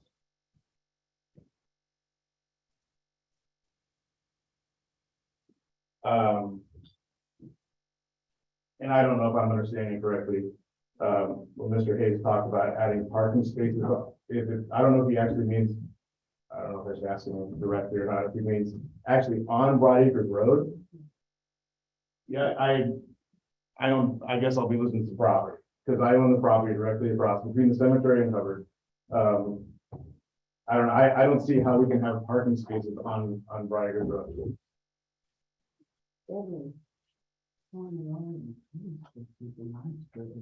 Apparently there was a transportation impact analysis done that said there was no left turn lane needed, no traffic lights needed or warranted. I would question that. I would obviously professionals did this study. That seems very hard to believe. I also heard that there was going to be no detrimental impact on the water supply for Hubbard. I can tell you that both neighbors on both sides of me, their wells have had serious drying issues about this time of year the last couple of years. I know there's a couple of people in the audience who have told me the same thing. So, and I see them anyway.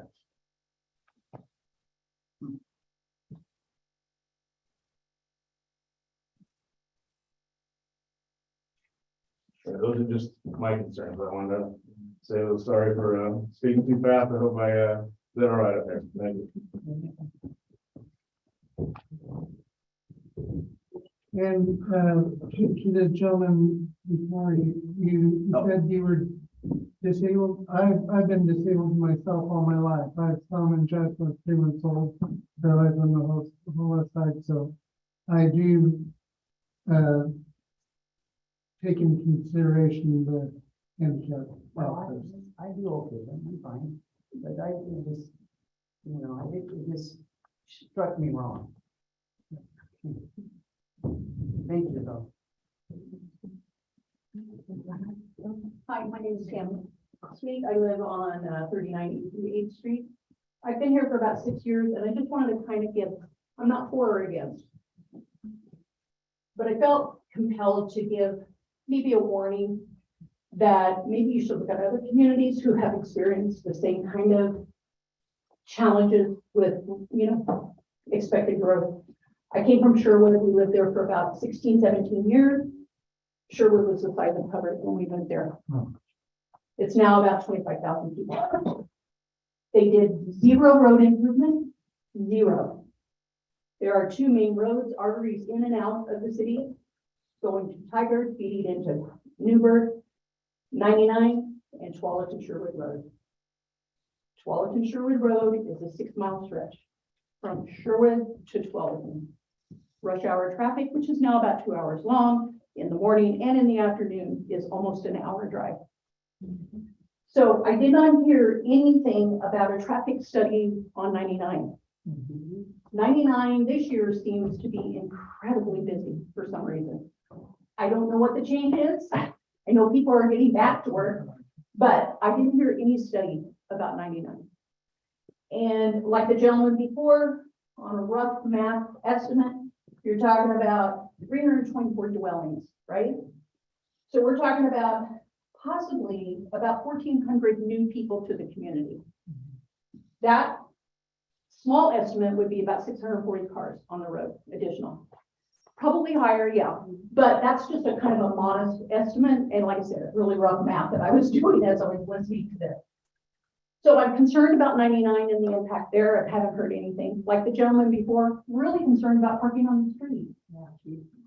That just does not seem reasonable on a country road. So I would, again, I would ask that the council maybe look at other communities that are very near in our vicinity that have had the same types of growth and the challenges that they face and what they did wrong and maybe what they did right. I think sure we did a lot of things wrong. The other last thing I'll leave with, water. Sure, we went through the same problem with water.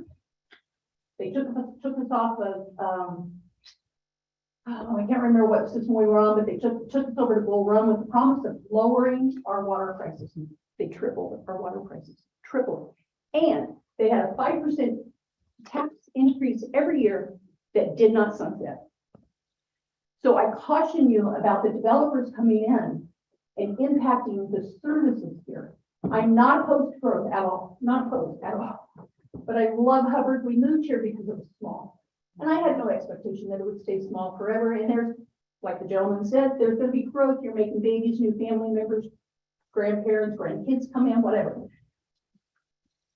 But I strongly urge the community and the commission or the council to look at growth in a reasonable, solid way. And I did not hear either about how this community, this new plan community, benefits the whole community. I didn't hear how it's going to benefit us. You talked about so many things that it's benefiting us, and I appreciate that they want to protect some of the wetlands and all of that other. That's great. I love that. So, but again, just a cautionary tale of somebody who moved here about 6 years ago from a very small community that turned into a large. Thank you for your time.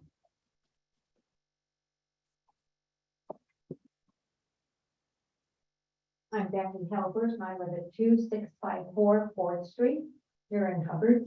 My question is also for law enforcement.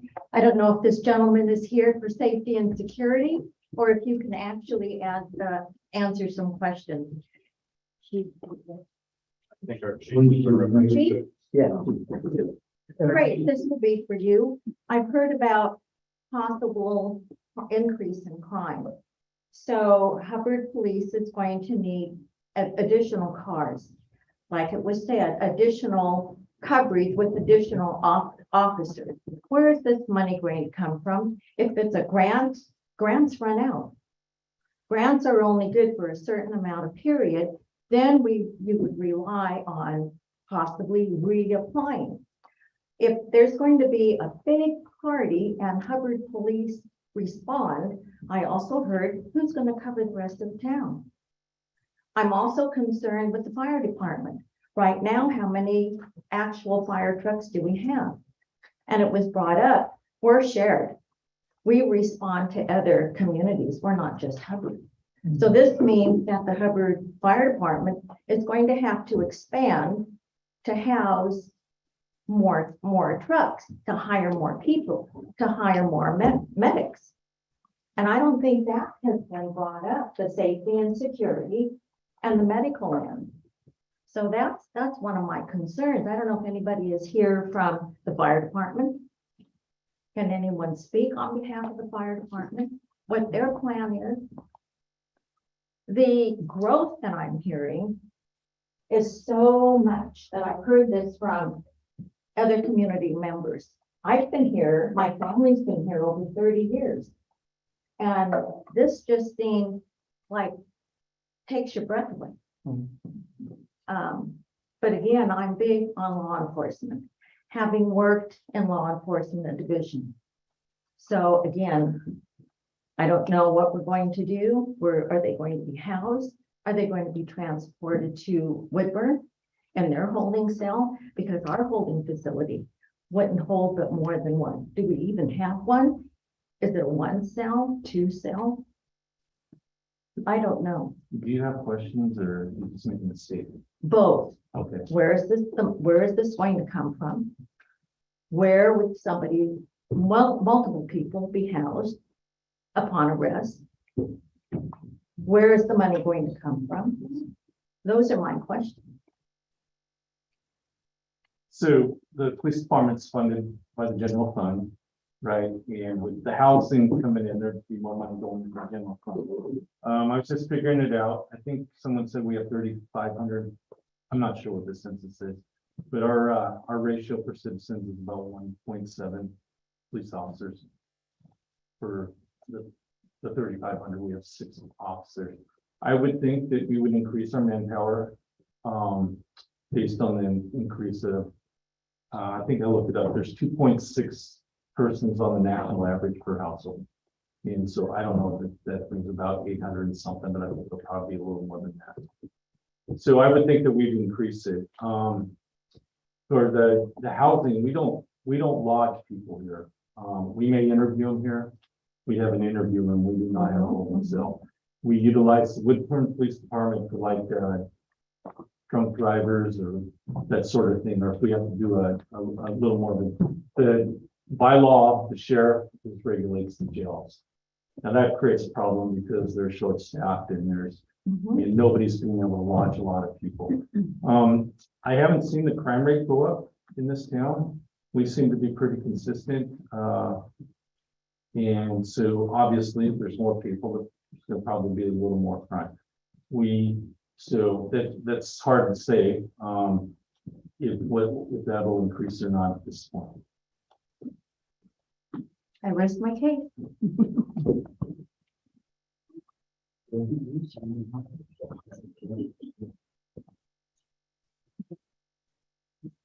Hi, Janine Organize, 17720 Boonesbury Road Northeast, just outside of Hubbard. I guess our property would be the opposite side of where everything's coming. We have lived on a farm for 9 years. In the last 8 years, we've ran out of water 3 times. We're currently trying to get a new well, but we've been told we live too close to the creek, or Mill Creek, to get a new well. So it worries me that we have Howard Oak Farm. We provide produce to people around here, but also don't have the ability to get water. And we're getting this much housing behind us where they're going to be given a lot of water. So it's kind of a worry when you have a farm and you can't get water, but that close behind you, all those people are getting the water that we can't even do for our own property. So, like I said, I wasn't planning to speak tonight, but after listening to this, it's kind of hard to speak, to hear the county telling you you can't have a well because you're too close to the creek, but then you see all these other people coming in and they all have their rights to water.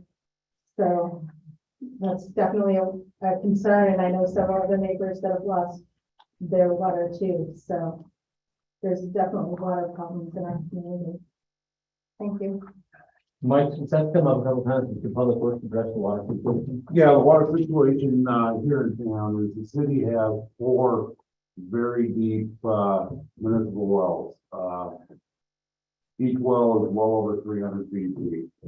At this point, we have water rights for about 1.5 million gallons throughout those 4 wells. During the summer, peak day production runs about 550,000 gallons a day. So that gives us approximately 35% of what we have allocated for the city. The only problem that we see during the summer months is that what they call the drawdown, the amount of water produced in a well and the aquifer itself coming back in to recharge it drops about 10 or 15% from what we see during the winter months. So in reality, we don't have a problem with water for the city because we've already got the water rights, we've already got the wells drilled, just a matter of getting it out to the subdivision. So a water in Hubbard is not going to be a problem for this many people.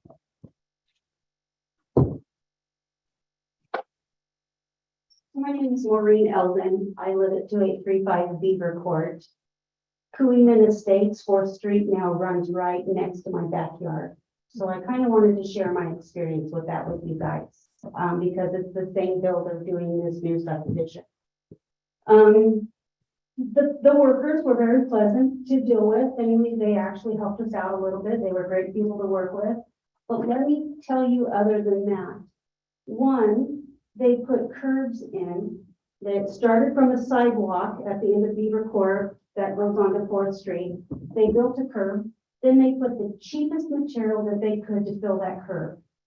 We now have weeds growing through there. We have blackberry bushes growing through there, which we didn't have previously because they used the cheapest material that they could to fill this in. Why couldn't they have used either higher quality material to make it easier on the current residents that they were changing their whole lives as far as their backyard living? 2, or extend the sidewalk from 4th Street on Beaver Court all the way down for their new subdivision that they put in. They didn't do that. Instead, they put the cheapest material possible. Okay. 2, they created a safety hazard because 4th Street, where they extended it all the way down to the dead end, became a race strip. We had to call the police almost on a daily basis to inform them on what was going on. They could never catch them. They did their best. I mean, obviously they can't sit there all day long waiting for these people to be racing up and down 4th Street.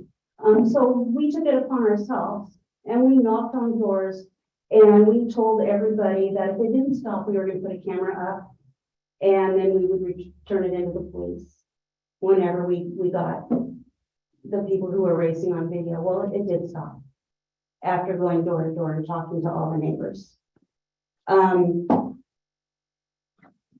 Our backyard, we had a chain link fence. Now, all of the neighbors, which we have this beautiful forest behind us, we're now coming in and gawking in our backyard all the time, talking about my fish in the pond and all this kind of stuff. It probably doesn't seem like a big issue to you guys, but it is. Your backyard should be your own privacy. Did we get compensation to build a fence that we were not planning on doing because of the development that they put in? No, we had to put our own money in to put this fence in to have privacy in our own backyard. It was probably the worst experience I've had as far as somebody building something, other than, as I said, the workers were very courteous and friendly. But it did impact us greatly, and I would like to know, and at least have some consideration to the other people, if they're gonna build all of these houses, what are you gonna do to try to protect the people that are currently living and are gonna be affected on a day-to-day basis? Because we were also told originally that all of the houses on Fourth Street would all be single-family residents, single dwelling. It wouldn't be a two-story home, because it would make it more conducive with the current neighborhood of where we were at. Because like 99% of the homes on Beaver Court are one-story homes. Guess what? Every single one of those houses on Fourth Street is a two-story home. So they said that they were gonna do these things and that we were gonna try to make things conducive for the current people living there, and none of it happened. So please think about what you're gonna do for these other people in our community, that their lives are gonna be affected and uprooted because of this development that's going on. The developer should have to be responsible for some of that as well. Thank you.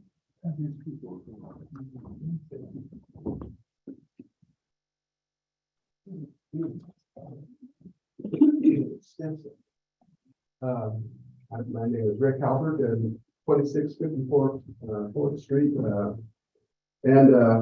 My concern is that you're going to put 4th Street through. I don't know why that would be necessary, because you've got your road that runs all the way from Broad Acres to 3rd Street. And all that's going to do is make that a race track for every FedEx, UPS, and Amazon truck to go down through there. And if you do it, I think you need to put speed bumps in. I'm saying like not here that says you're going to put speed bumps in. And it already, people race down through there. And the other thing that I noticed with all the new park areas, are you going to have, it just seems like a lot of maintenance for the city department for that much area to have to take care of. So those are my concerns.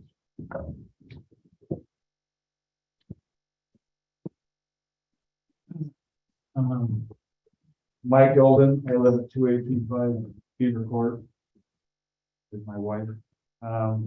Couple questions. And she kind of brought it up, would the houses being built, would they be two-story houses also? I mean, they could be one-story, two-story. Yes. I also noticed going out Boone's Ferry towards Woodburn, that there looks like there's a big clearing to where it looks like they could be putting in a big subdivision in there. So that would probably impact traffic, more traffic. Again, I don't agree with the 4th Street either, because it's already a racetrack. I understand the growth. I know we need housing for people. I'm also on the other side of that because I work for a door company. So who knows, we could get the contract to build the doors. So that from a selfish standpoint, that could be a good thing. But I moved from Tigard out here to be in a smaller community. And as soon as we moved in, 28 houses went in right behind us. Backing what my wife said, the contractors and everybody were very polite to us. It was nice. It just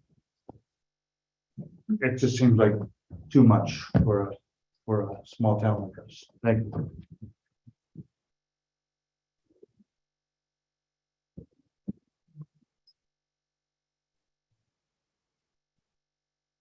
My name is Fred King. I live at 2488 South Lydia Loop in Hubbard. And I think I was one of those 28 houses that were using it. Yeah, so just so you know. Are you single? Two-story. All right, that's one. And we're right, we butt right at, I look out over the creek. So we're right there. And by the way, just so you know, I went around to the neighbors that were on the other side and apologized. And I mean that, I apologize because I know how difficult it is for a small community start hitting growth. I took advantage of that at the same time. And I love it here. I mean, I can't tell you how happy I've lived in Portland.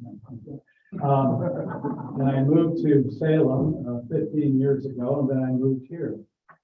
And it was a real blessing to be able to move to this community. I just am so happy. But I was one of those people who were part of the growth process. So it's a very difficult situation, and I know that. I'm not against the growth. I'm absolutely not against the growth, but I do, and it's been said many times, and I just want to reemphasize that it's important to review the impact. And I think the 99 impact is an important part. The amount of cars, what's going to happen in relationship to Broad Acres. I've walked from my house all the way, all the way down Broad Acres, Moon Square, all the way around. Actually, I've walked to Canby. I'm kind of a walker, so I meet people along the way, and it's I've seen what can happen with the type of growth. At the same time, it's going to happen, and you guys are, you're hit. You're better you than me. Well, that's not very nice, but it's true. There's pressure in relationship to the growth process. So, there are impacts and some really intelligent things that have been brought up on it. And I think they need to be reviewed. The apartments is one of them. That's a bit of a concern I have. I don't know the research on the apartments. Somebody brought it up about more break-ins and things like that. I just don't know. But that's one of the things my wife and I have talked about is the apartments and a lot of cars and 99. And then watching that punch through on 4th, White Pine 4th. 3rd has got a great, and it goes right into our historical center. And that's all I got to say. Thank you very much. And I wish you the best. If you need any help. Oh, by the way, I really want to thank Holly. I loved her. She sent me everything. I read everything. I'm a reader, so I read everything. And she and I had probably 3 or 4 conversations in regard for it. And I'm going to get the staff report too. And thanks a lot.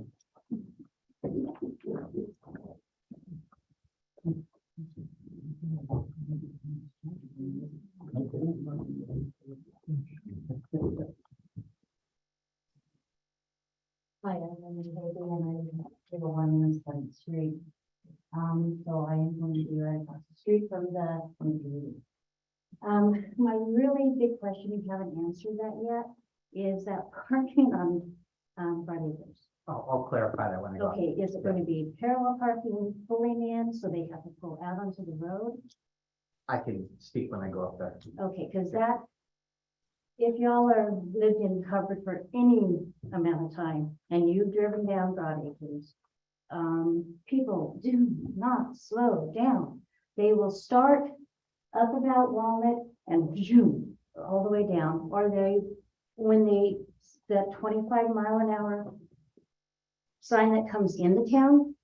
Oh, nobody listens to that. And if I do that, I slow down to 25, people behind me get on my butt of my car and they are mad at me. It's a very dangerous road. I mean, we've lived there for, a long time, and we have witnessed a lot of wrecks. I slammed on my brakes down there, get a deal with these guys, we'll pull you over. But they You can't get be- caught speeding on there, big trouble. But Matt, they can't be there I know. all the time, and I mean, I wish they could. I mean, that would be wonderful. I volunteered, you guys, to park in my driveway and catch those guys. I would love it. But it's just not feasible for our police department to be sitting in my driveway and watching people speed up 40, 50 miles an hour coming up from Broad Acres to Jay. So having anybody parking on that road, I'm sorry, that is a death waiting to happen, if not more than one. So you guys really need to think about that. That to me is the biggest obstacle of this whole project. And when I read that and was going through the reports online, that was the one thing that caught my mind. It's like, no, we can't be thinking about that. That is accident. Sorry. It's not smart, okay? Another thing is, I've been called a tree hugger before and many, many things, but those trees are so beautiful. I mean, gosh, I sit there in my backfield and I look at those trees. I love it. I mean, I wish all of you could have that in your backyard. It's so beautiful. A couple weeks ago, I'm out in my field and I saw a beautiful eagle flying overhead. And I mean, that's where he lives, is over there in all those trees. We were very lucky for him to land in our tree for just a moment, and just to witness that. But how many of those trees are you guys going to cut? 1? 1,000? How many in between? I mean, come on.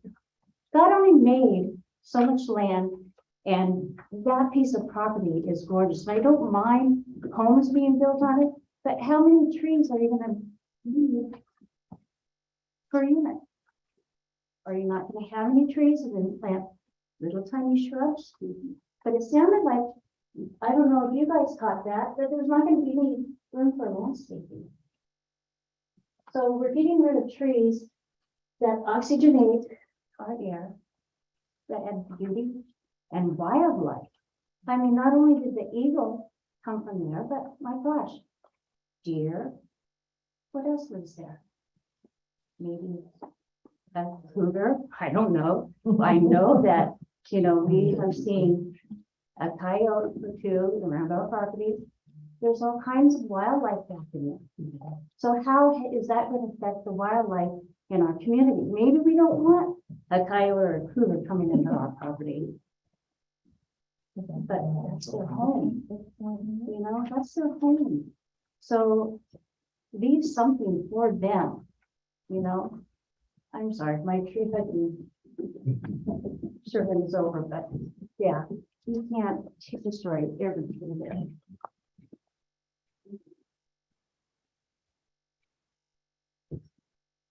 I have a question.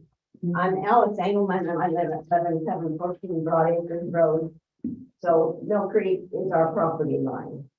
I have a question about this walkway that comes down here.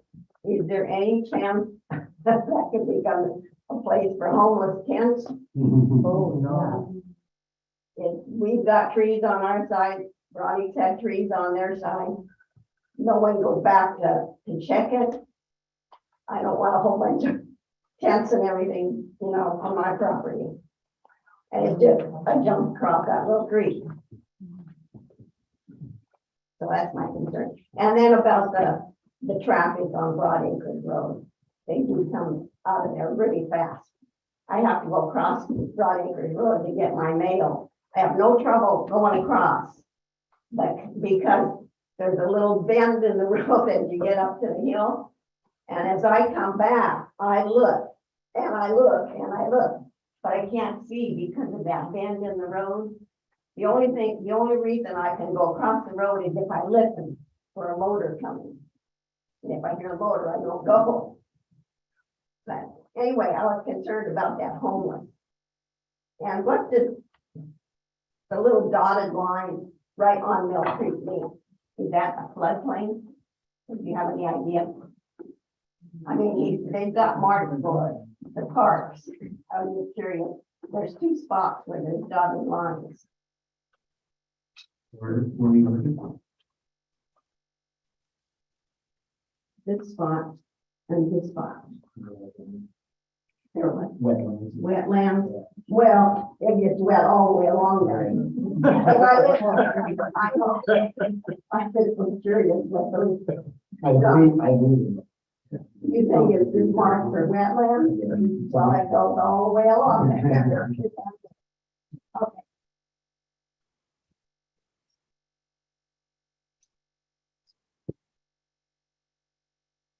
Apparently we're going out of turn. So I apologize. Crystal Ross, to sell 3427 4th Street. So I want to start off with, I've lived here for 40 years. I have seen growth come through the city of Hubbard. And I think that we can grow if we're wise about it. So I'm either for or against the growth. But there are a few things that caught my eye. Number one, working in the medical field, I'm very concerned with the narrowing of the streets. Minutes matter in the medical field. So when you narrow the streets, the fire department and ambulance have to have alternative routes, that can cost people lives. And you can look that up in the ER trauma documentation. That's available on the national websites. Number two, I've heard a lot of talk about HOA. I've noticed that we have currently do not have any successful HOAs in the city of Hubbard.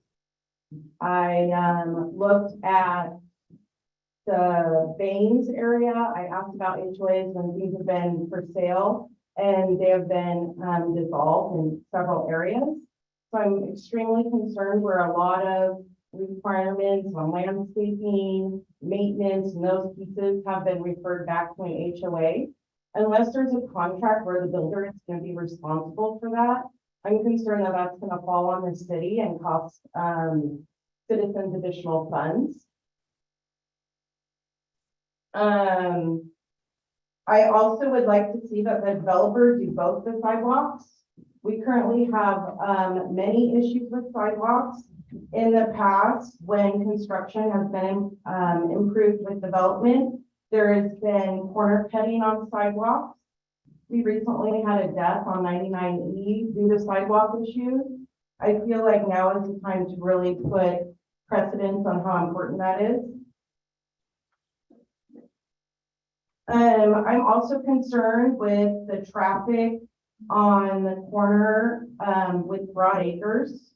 One thing that crossed my mind was the possibility, and hopefully my husband doesn't hear me, of a roundabout to slow traffic down. That's been a problem issue for a long time. School children will be getting on the bus at that corner. That is, like everybody has said, people drive like 65 on Broad Acres. I cannot see how it is feasibly safe to have parking there. The other thing is I would like to talk about the 204 site development, the apartments. I disagree with the approval to change it to 120. I think there needs to be a negotiation there where maybe we do 80 or 90. I definitely believe that there should be a play area complex. It's been proven over and over again with mental health resources, with resources in pediatric medical, that outside play areas are crucial for development and social emotional learning. I believe that there will not be enough parking in the residential area. With you having to commute anywhere, most of the people I know that live in Hubbard, there is no opportunity for transit. The only transit we have is the CAT, and that just is not feasible to get to where we need to go. Most people commute to Portland or Salem or outlying areas. That means every working person or every high schooler is going to be driving. There's just not enough parking. And you can see that if you take a tour of Baines on any day of the week. I'm also concerned that maybe traffic wasn't addressed on 99E and Bloomsbury. Currently, there's a truck route through there. There's been no discussion of changing the truck route. That's part of the reason why we have issues on 3rd Street. So is it really safe to add additional traffic there? How long ago was the traffic looked at on 99E? Currently, any day of the week, you can see the backup starting in the mornings commuting out and in the evenings commuting in for quite some time on 551. Our other alternative for I-5 is Woodburn, and that's a mess. Also, is one stoplight very adequate for the traffic? Currently, we're a one stoplight town. That gives our other option to get on and off 99 as a flashing light. And God forbid the person is turning left. They do not live around here. So these are some things that have come to my mind. I would like these to be looked at before any approval of a plan. Thank you very much.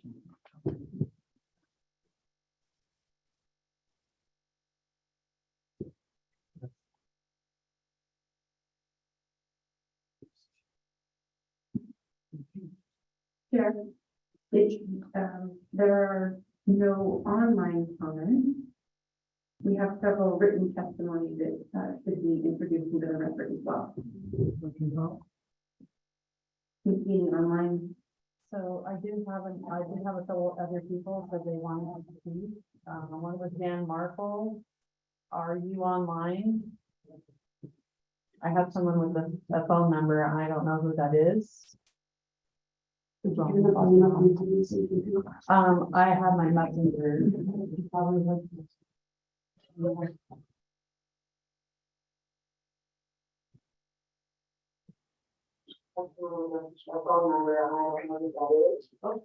There's an echo.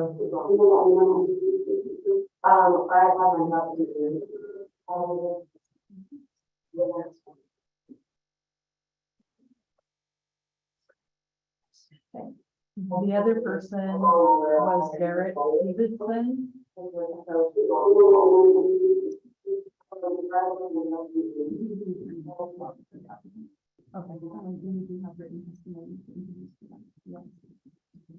I don't see anybody know these.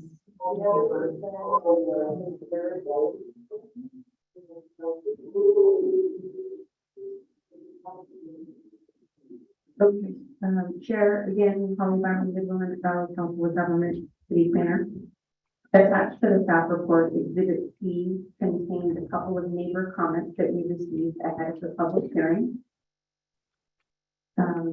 Just to summarize what we received. We received a letter from, it was signed Walnut Court residents. There were no other names or addresses on there.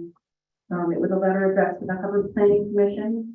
Some of their bullet points on here, similar to what we've heard already, traffic on 99E, school capacity, potential for crime, police and fire response, and then city water capacity. The next testimony we received was from neighbors, the Coolimans. They had a question about the proposed improvements on 4th Street and specifically about a retaining wall. That was something that the developer did respond to. I believe he was going to reach out to them directly. The next correspondence was from Fred King. You heard from him this evening. His comments mostly pertain to riparian areas and wetlands. There were, okay, so that was the correspondence that was attached to the staff report. The city received a newsletter today, and this was from the applicant's legal counsel. This is from, I believe Vicky's handing that out to the planning commission right now.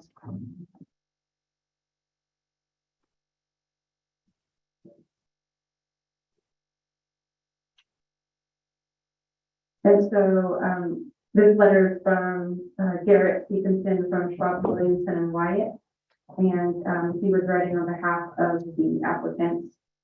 This was addressed to the planning commission chair and the planning commissioners. And in this letter, they identify a number of proposed, they identify a number of recommended conditions of approval that they have concerns with, and they believe the applicant would be unable to comply with. And, there are various reasons for these. Staff hasn't had, quite enough time to gather the response because some of these are county jurisdiction issues, some of these are city issues. So we don't have a formal written response to this letter yet. And that was the reason for the suggestion that we continue this public hearing so we can continue to work with the applicant to find some solutions here. Just to summarize a couple of the points. They had some concerns about the rough proportionality of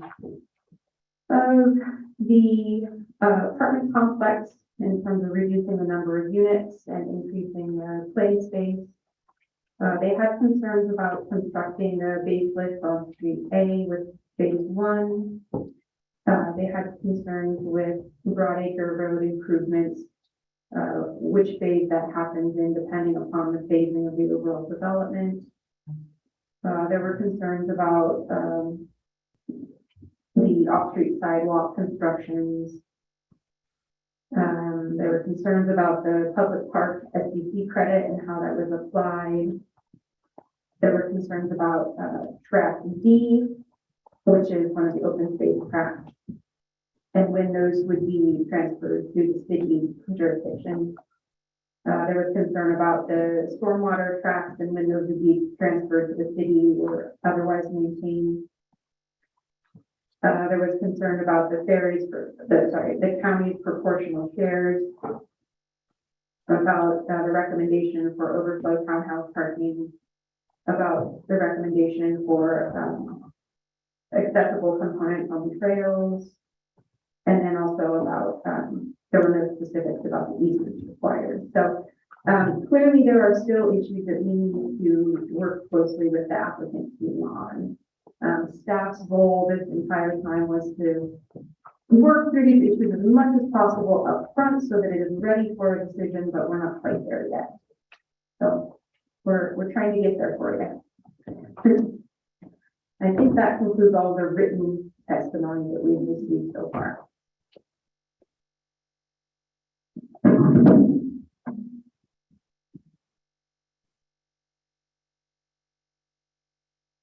So at this time, is there any other? You said you were going to widen the road out. Broadacre. You need to speak over there. Yeah. He gets to turn it off.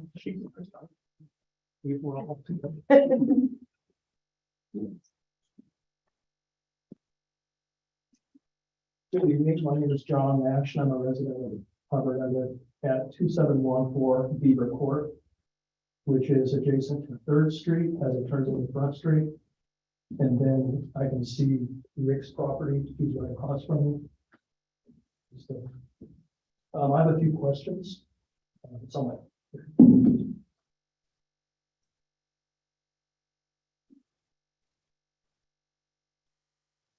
We know that the development going on across the freeway, that huge complex over there with Amazon. I don't know how many people are going to hire, thousands, I'm guessing, 3,000. I don't know. But yet we have development coming into our town, which is going to cause more traffic congestion to the places of work. Even though there's similar properties right adjacent to Amazon. Something could have been worked out there, but I don't know if anyone tried, but it just seems to me that that could have happened. And I see Hubbard is not an equal source per for the new housing per the adjacent employment. Hubbard isn't an employer town. We all have to go somewhere, but this is just going to add to the problem. It's already existing. 4th Street. Right now, 4th Street is a dead end on the south end, over by Beaver Court. It's got a gate over it, and that's where the forest is, and that's where everything is. And you have this enclosed neighborhood, Lydia Court, I was all for the court, by the way, even though friends and relatives were screaming and yelling about it. I'm going, look, what would you rather have? Would you rather have Woodburn with all the apartment complexes, or would you rather have single family development? And I sort of convinced them of that. However, I was agreeable to that because it fits the character of Hubbard. An old farm town, you walk down all the old streets, and some of them are 150 years old, 130, 120 years old. And some of the newer ones are 100 years old.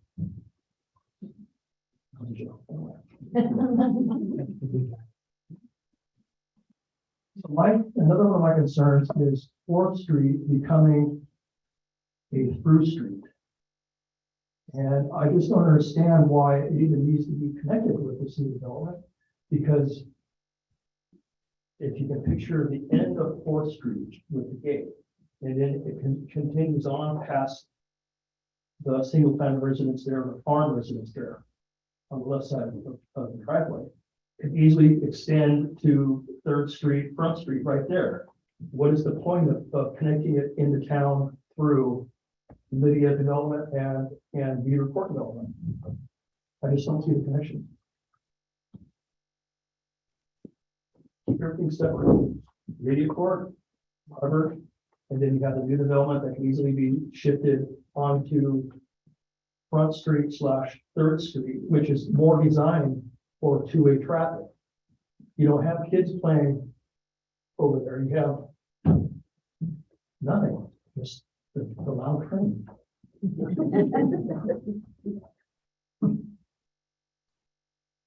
But 4th Street right there, you have the Russian community that moved in there, and I love how it reminds me of when I was a kid.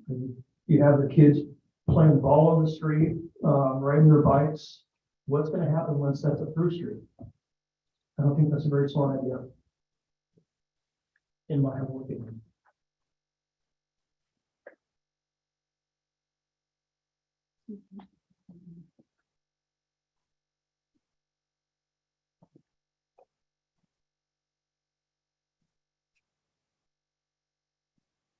Property values.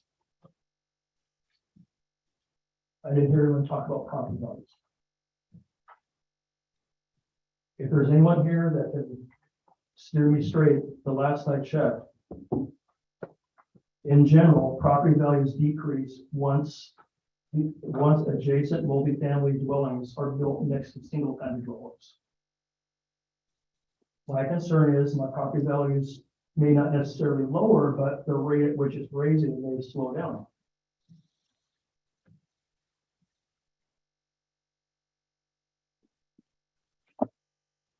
Ownership of these dwellings. Do we propose that most of them are going to be owner occupied? Or are they going to be rented where people aren't going to care for their immediate neighborhoods because they're only using that as a pit stop between work and going to sleep?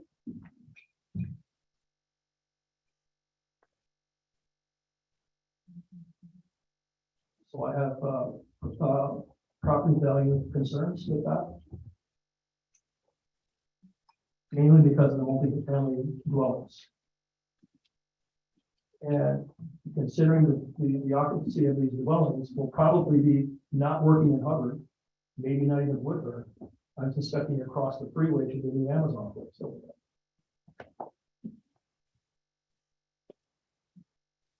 Just don't understand why it has to include multi-family dwellings other than politically correct.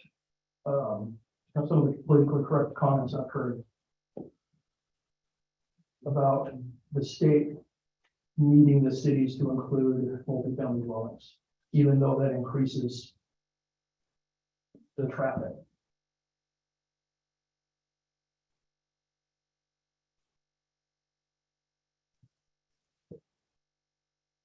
And besides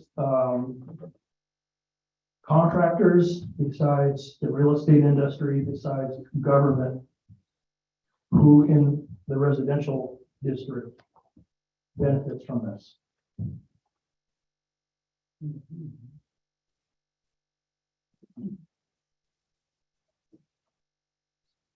The state of the economy. It's not rosy. It's gonna get worse. They've already talked about raising the crime rate. And what is that gonna do towards new housing industry, selling houses? Probably something similar that happened about 25 years ago.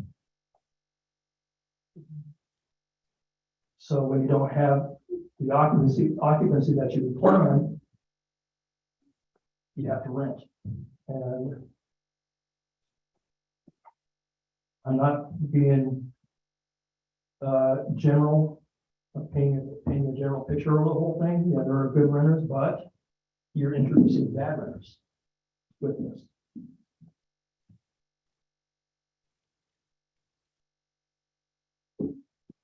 All right, that's it, my piece. Thank you.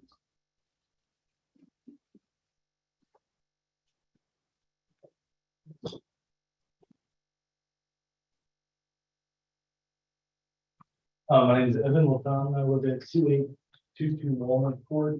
I just had a quick question regarding the parks. And I think you can probably say this when you come up here, but where our backyard will touch one of the parks. I was just wondering if the trail would be on the north side of the creek or the south side where the reservoir, if it goes like in a loop or whatnot. So that's the only question I have.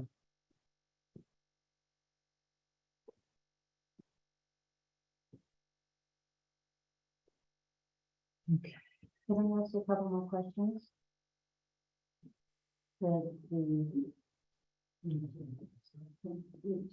Just ask you a couple more questions. And maybe one for the city of Hubbard.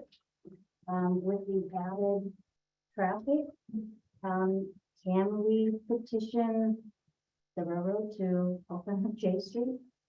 Because right now, there's trucks that go through there. They come up and they'll go down Third Street and wherever, which way they're gonna turn.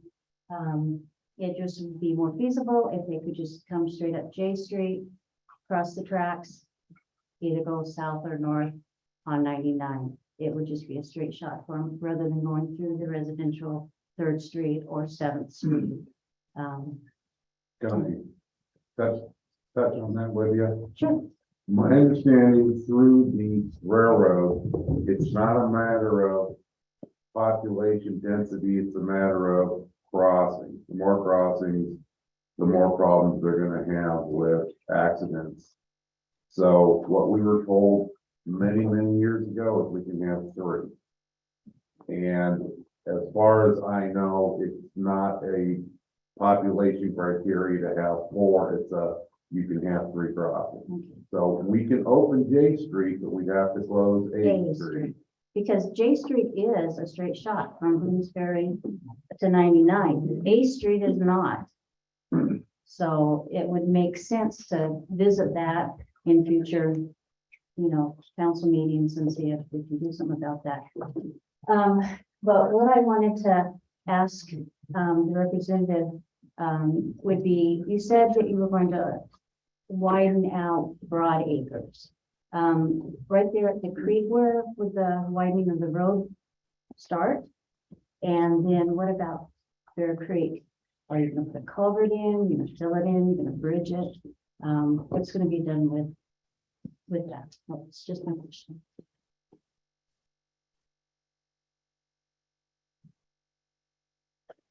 With all the questions, should we have? The next item would be, would the planning commission like the applicant to address any testimony at this time? All of it, all the questions that we have, 3 big ones.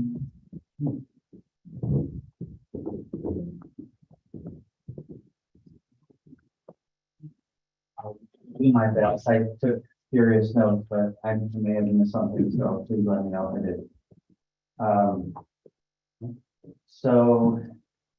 In general, I'd just like to say, I appreciate the thoughtful comments. There certainly was a lot of thought put into what was said tonight, and it's good to hear that feedback. Appreciate that. I think there were some good points that were made. The comment about, density of the site. So this is not something that the applicant established. The city went through their own planning process. They designated the site for high density residential and medium density residential. And when those designations occurred, they did not place an open space designation for the wetlands or the area along the creeks. So they were trying to meet the land needs that were identified by the city, and the city can speak to that, but I just wanted to clarify that issue, that it's not something that the applicant came up with to designate the site for high density use. High density use is multifamily units. As far as security for the apartment complex, the city has standards for how design should occur on the site for making sure that there's viewing corridors for open space areas and spaces where people park, that they're accessible, that people can see all portions of the site correctly so that there won't be additional crime related to a development. And the applicant intends to fully comply with any standards that the city has as far as that goes. There was discussion about property taxes or how services would be funded. It's not a criteria of this application, but I think people should just know that with new development, if additional property taxes are collected, those go into the general fund. The general fund pays for additional police services, additional fire district services, additional park services. So growth does pay for additional services that need to be provided for a new development. There was a comment about that the applicant's asking for variances to ADA standards.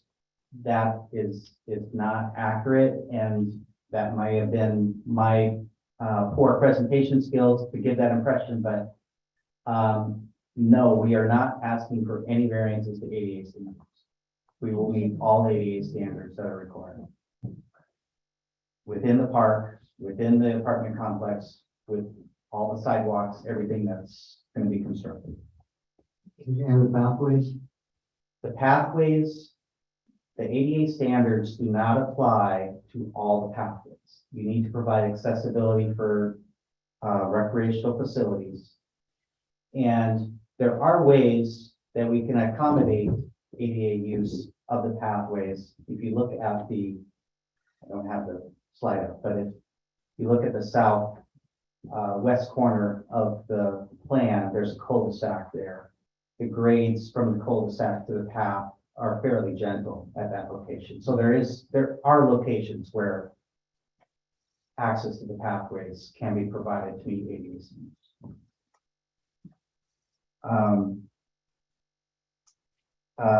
There were questions about Broadacres Road. First, I'd like to just clarify that the design of Broadacres Road is not something that the applicant came up with on their own. It's a city standard. We're required to build what the city requires for that type of roadway. So the city is going to require us to widen it. The city will require us to provide a bicycle lane and a parking lane along the roadway. If the city decides that they don't want to do that, I think the applicant will be fine for that, because that's just additional cost in paving. So, but generally, I do need to say this. When you do have parked vehicles next to a travel lane, and just think about your experience as a driver, you deliberately slow down. So I feel that in this case, people would generally slow down quicker coming into town if there were vehicles that were parked along the side of the road. One other issue that was brought up was whether or not there'd be driveways along Broad Acres Road. Again, I just wanted to clarify, probably my presentation didn't make that clear enough, is that we are proposing with our project not to provide driveways along Broad Acres Road on that south side of the road where it fronts our project. We're not taking away anybody's driveways on the other side of the road or proposing it. Is the working plan currently to take that all the way to the property line? So a lot of that is gonna be park area from, where the grade begins to go down into the canyon.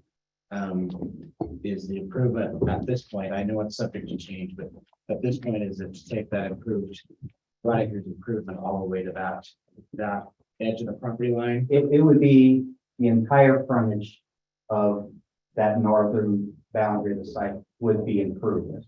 We are required to do that. Okay, Yes. that clarifies, thank you. Yeah. A question about the school district. The school district did provide written comments with this, your packet.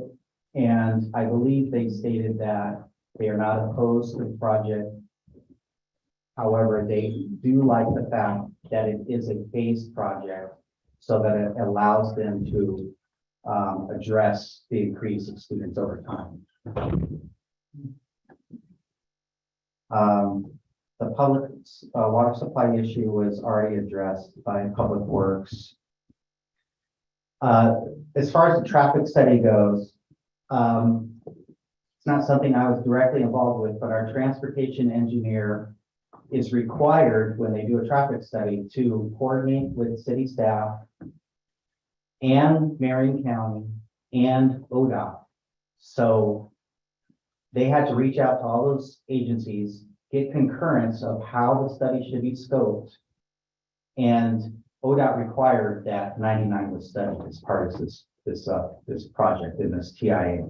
So that was looked at.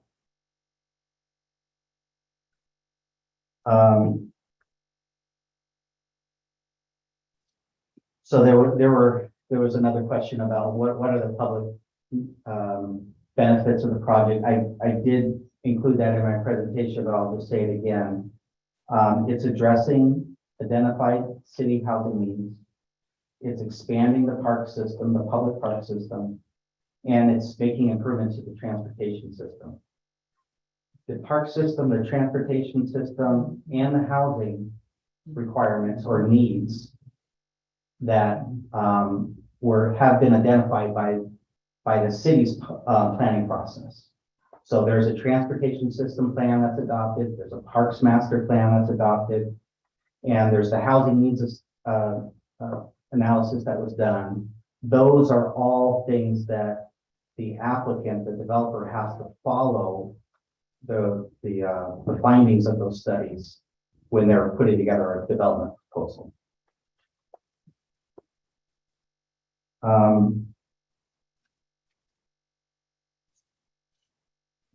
This project is not going to be constructed by the same developer that did Queen Estates.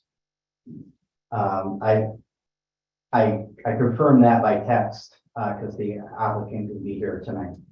But the applicant has not done any projects in Hubbard previously. So Queen Estates was done by somebody else. Icon Construction is very proud of the projects they do. You can see the examples of them in other locations. So they are not intending to do things subpar.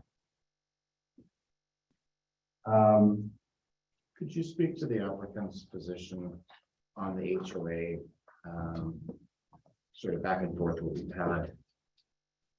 So the applicant has established HOAs for other projects for commonly maintained facilities, like a private driveway or private street. So the HOA would have rules on, you know, all sorts of things. Not parking in certain places, you know, upkeep of yards, how everything needs to happen. The HOA will include the apartment complex as well. The applicant's already decided this. And the applicant intends to sell the single family lots. That's why they're created as single family lots, but continue to own and manage the apartment complex. So that's the long-term plan. And then the sunsetting provision of the basin, the catch basin, there was a catch basin and then there was one other component of it. Is there disagreement between the city and where we're standing now? So, from your standpoint? as far as maintenance of stormwater facilities that are cited within the public park, I think there needs to be additional discussions with staff, but I think there could be some sort of agreement that could be worked out on maintenance of that and how that should be transferred or when that should be transferred in ownership to the city.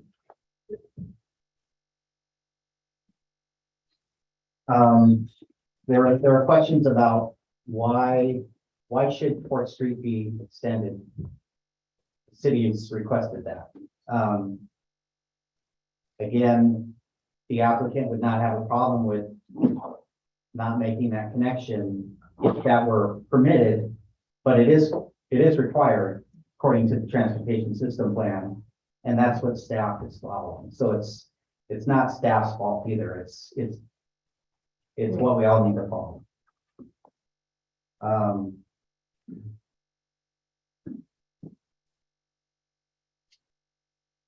There were questions about park maintenance. I think I addressed that in that the applicant's willing to provide park maintenance for a period of time so that enough revenue can be generated by the general fund to pay for additional park employees that would take care of those facilities in the future.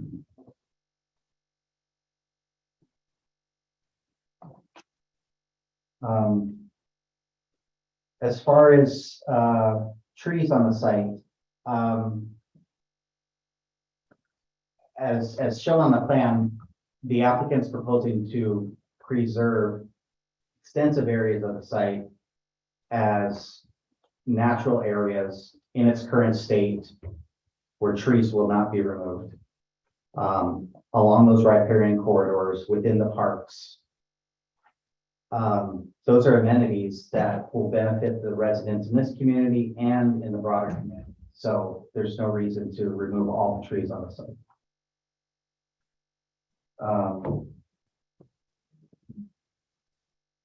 As far as potential homeless camps, that's probably a question that the police chief would need to answer on how those are looked at by the city, but these will be public parks, and whatever the city's rules are for camping or not camping, or how they're managed, that will be how it will occur in the future. But the pathways and that people are traveling through these areas on a regular basis for recreation purposes means that there's going to be surveillance of these areas by the public, and if anything is going on, then those issues can be reported to the police.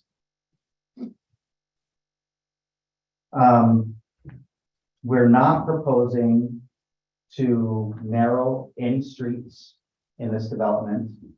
There was a comment about that. We are meeting all of the city standards for streets, for public streets. The alleys that are really just serving as driveways to get to the townhomes in the rear of the site, though that alley is being reduced. But remember that those lots don't just front the alley. Those lots front a full collector street, full width collector street with parking on both sides and no driveways and a a significant amount of parking is available on that street for that purpose.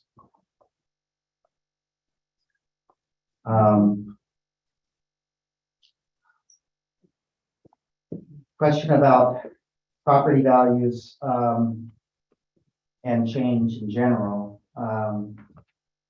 The apartment complex was cited where it is so that it doesn't have a direct conflict with existing development in the community. We have parks on the perimeter of the site to help buffer this new community from impacting its neighbors to the extent possible. So I think the applicant has tried to think about that issue and address it the best they can.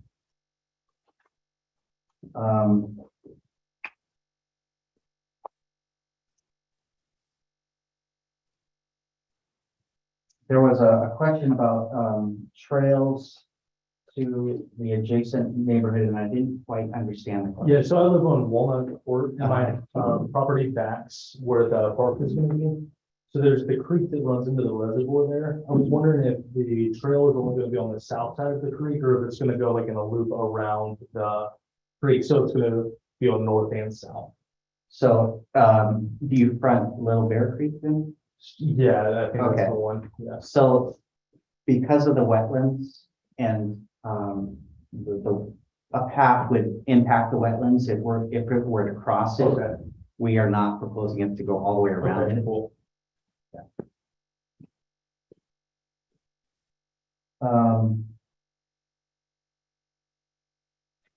So I think I covered all the questions, but if I didn't, please let me know and I'll see if I can answer them.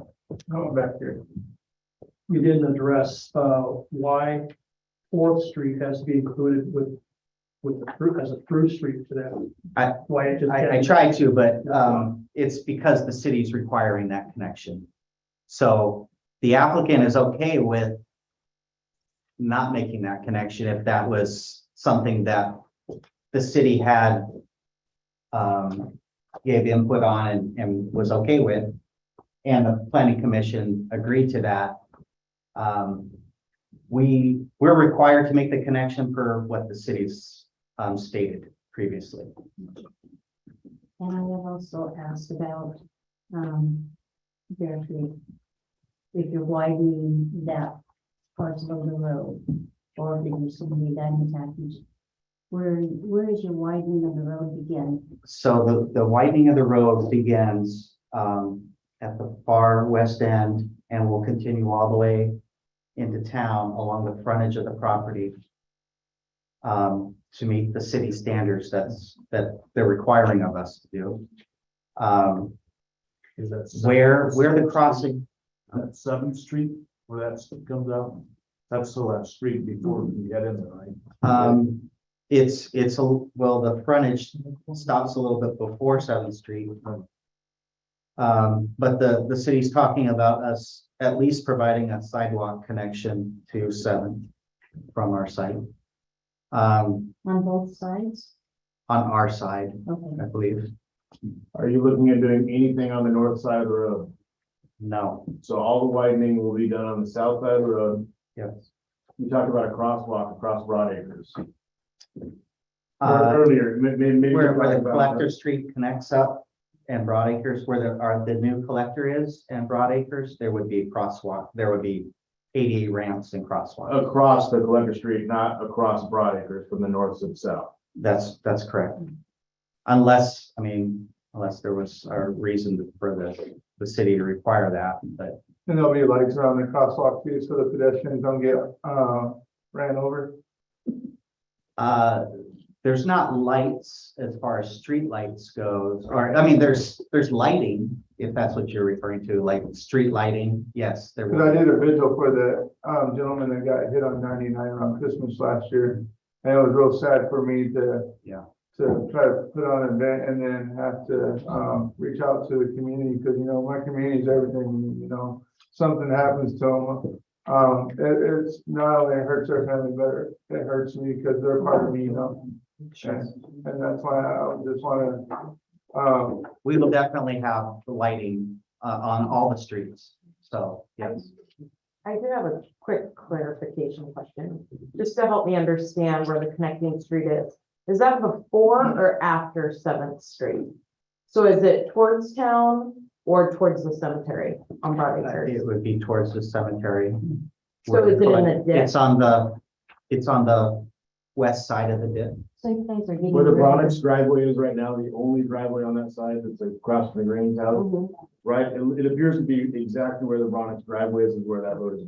So you guys are tearing At the down bottom. that beautiful home. I'm not doing anything. Indicating the plan. So what I'm trying to understand is, if there is going to be sidewalks there, then you're gonna have to widen both sides because you're gonna need to have a sidewalk on the far side. Otherwise, why would you put a sidewalk across and then have no sidewalk on the far side? To get back to the question. There will be a sidewalk along the entire frontage of Broadacres, That Both will- sides? not on the north side. So we're gonna have a cross. He's talking about on Cross is gonna Main Street. Yeah, on the street, the crosswalks on our, on Okay, our. so you're just talking this way. Yeah. Okay, I just wanna make sure we're not crossing No, Broadacre. we're not, nothing. we're not proposing. Okay, Is there going to be, a reduction in the speed limit from Bloomsbury? Like 25 miles an hour? Because right now, no one obeys that 25. I do. I live there. That's not anything police department regulates. I'm sorry? That's not anything police department regulates. And it's my understanding, Marion County, well, Marion County owns J Street. Correct. Yeah. Is it because it's now the urban growth boundary has expanded? yeah, huh? Is that going to be still So, county property? Often when these developments come in on the periphery of a town, the city will petition to reduce the speed limit with the county. So, I mean, we love it, but we really don't have any control. And as the chief says, Marion County owns the road and I guess that's where I'm a little confused. Because you said that the city says that Broadacre has to be widened, but Broadacre is owned by the county, right? Bay Street, right where. so this happens a lot. There's a city transportation system plan that needs to be followed. Even though a county might have jurisdiction on a roadway, they defer to the city's transportation system plan design standards for any improvements that are done in that community. So the county does need to coordinate with the city on how that's designed. Well, one of the transportation things all the way in, and the Halberts just left, but Fourth Street, for those who live adjacent, has always been a city street. And a lot of people on Beaver Court, before Cooling, before anything for years, Fourth Street's been owned by the city, has been a through right of way, it goes all the way out to Front Street. That's nothing new. And if there's problems with speeding one up, that'd be something to talk to chief about. But that's been city property and a formal road back, I think, in the late 70s that I know of, and even before Beaver Court was developed. It is right away. So my thing is, I'm like Matt, we're in the community, right? And you said it's gonna be a public park, right? Can we build a skateboard park for our kids, bring it a skateboard park for our kids? So the kids can have a place to come skate? So the park will be dedicated to the city, and I used to work in Silverton, where I live now, and we had to petition really hard to get the skate park that we got and raise money for it. It took many years, but you have to have land to do that to begin with. So Is there enough land on what you guys are getting? No, it's possible that could happen. But we used to have a skate park, but they took it out, so. because it wasn't structurally sound, right, Matt, or something like that. But if they built it, because they're a qualified construction outfit and a developer, I'm just saying that if you're wanting to get some support from the community, and a lot of people are everywhere you look, they're all wanting a skateboard park. And if you added the skateboard park, I think that would help your case for the public park. Where, we think the main road. I'll stay on topic. Please. Okay. So you, at one point of order, we stay with one here. One more question? You talked about property values and that the purpose of moving the apartments the furthest north away from the most number of houses within Hubbard. I mean, you acknowledge that the reason that the apartments moved up there was for the property values. That, So and no that's one- where no the one highest. expected more than me and the property next to me, one and you as well. There's 3 properties that are gonna have all these apartments right next to them now, right across the street, where, Right across the as she said, we've looked at these beautiful trees. So there compensation involved when you move apartments next to, property? Help our property. It's not a criteria for the planned unit development to evaluate that. And the city can speak to that issue probably some more, but Yeah, I don't want compensation. I just want my trees. sure. I'm sorry. There will be landscaping that will be installed along that frontage. You're still gonna see them. Or a wall or something for noise. I mean, our property is so quiet right now. Our property is fully gonna change. One quick question, if you don't mind. We haven't experienced it yet, but let's say people we know, they jump on their John Deere, they go out and plow the field. And with the new division right next to them, nothing but complaints because of dust. Now, we have 14 acres of walnuts right here, and well, our neighbors and things, but will there ever be any, do you think there would be complaints from the new subdivision from farming around them? Well, the park on the west side helps buffer that on that side. It will be on the north side, most, On the north side, you're buffered by Broad Acres Road yeah. from those uses. Well, I know there've been complaints in the past, but it's very, very infrequent, so I'm just wondering, because I've known people that have had numerous complaints, and they've been 30-generation farmers, Sure. and they put in a subdivision, they sell their own land, part of it, the kids do, Yeah. and then but anyway, okay, thank you. In reference to Mr. Hallman on the chair, I wanted to speak up on my behalf. You said about staying on topic.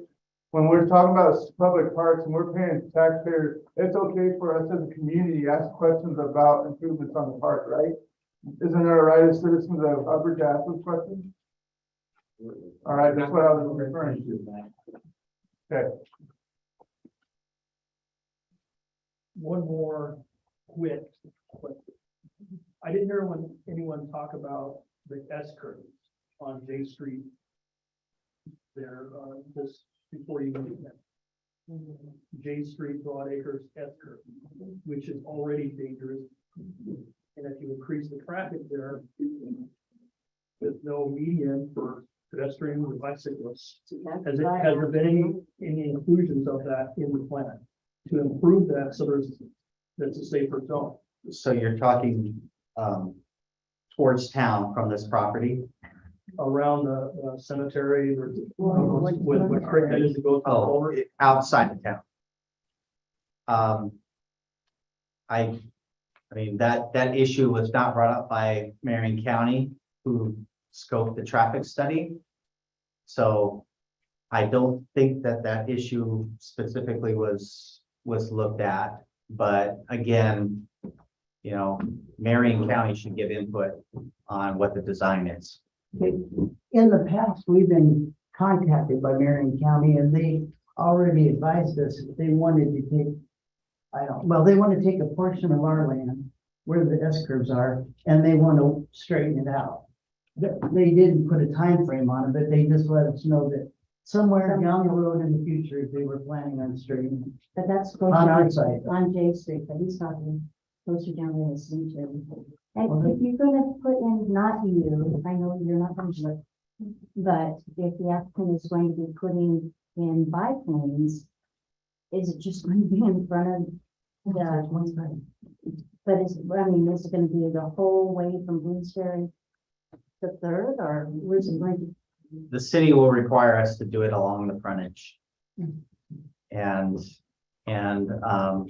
we're not widening the road beyond the frontage, but we are adding a sidewalk. At least that's what's required by the current conditions of approval. Oh, I have one quick question, and it may sound silly, but okay. from the new development, Bear Creek runs under J Street or Boone Street, or Broad Acres into our property. Now, will you be putting in a new culvert on your side so that all that runoff that comes through our land?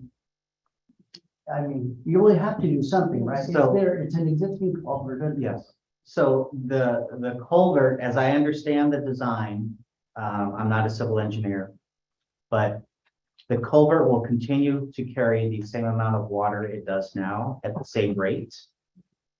We are developing detention basins within the development so that stormwater is impounded and then is only released at what the current rate is along that creek. So it's going to be released back into the creek. At a slow pace, yes, so that it does not increase the flow.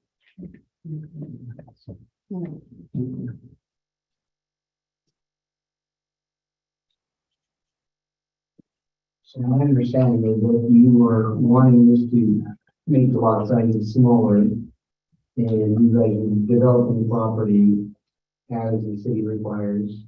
And that's something you give back to the city government. The idea, will you add something you want to to the city? Or you allow one of the gentlemen, if you have something, well, to give it to them, why don't you give it to us? So this is a unique development as staff indicated right at the beginning. This is a plan unit development, which means the developer gives far and above what is required for open space and for parks. And provides public benefits. And through that process of having a plan unit development, you ask for modifications to your standards so that you can compensate for those additional things that are provided. So that's how plan development works in all jurisdictions. And the city of Hubbard has specific provisions for that in their development code. So we're not asking for really anything free because the applicant is providing a very large park or two parks and a trail system and other things.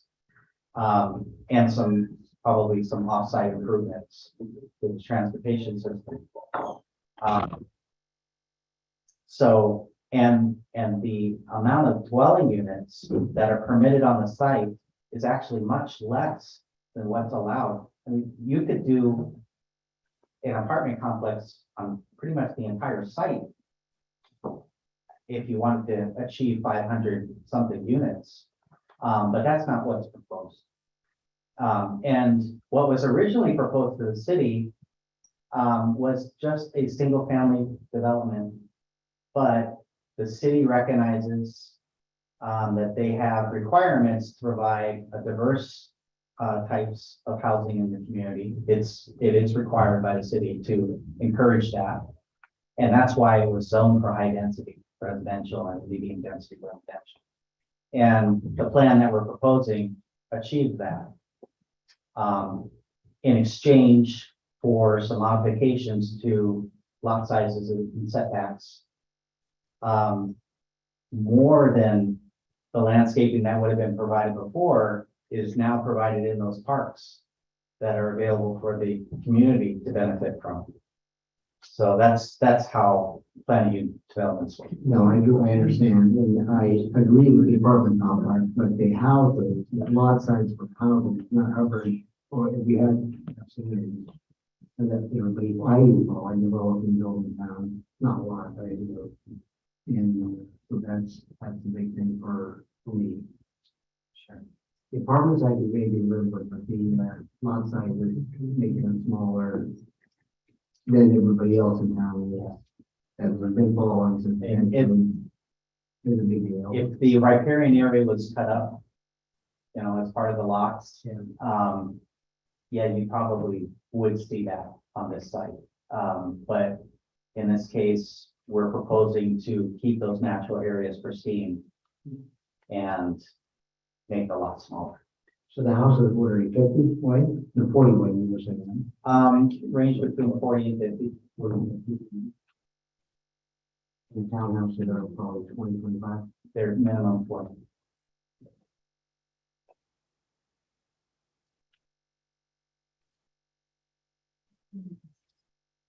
So presumably, do you need to close a certain portion of this and then we can do a motion to continue? Is that? Well, it says before I close, we should have a, So do you want a motion to continue first, or do you want a motion to, or do you want to close that part of the testimony part? So I think the recommendation from staff was on page 55 of E, which was a motion to continue. Is that correct? The applicant will be available. Yes. Okay. And is the applicant agreeable with that and meeting us back here in 4 weeks? Yes. Okay, so I will move that we continue this hearing to October 16th, is that right? Correct. And continue this portion. I'm sorry, 18, sorry. So October 18th, and continue it at that next regularly scheduled commission meeting. we have a motion to continue the hearing till next month. Do I have a second? I second the motion. Okay, hearing, motion and a second. All in favor, say aye. Aye. Aye. All opposed? Okay, it passed. Now, we should, continue, right? I'm sorry. So you need a motion. Yeah. Second. All in favor, say aye.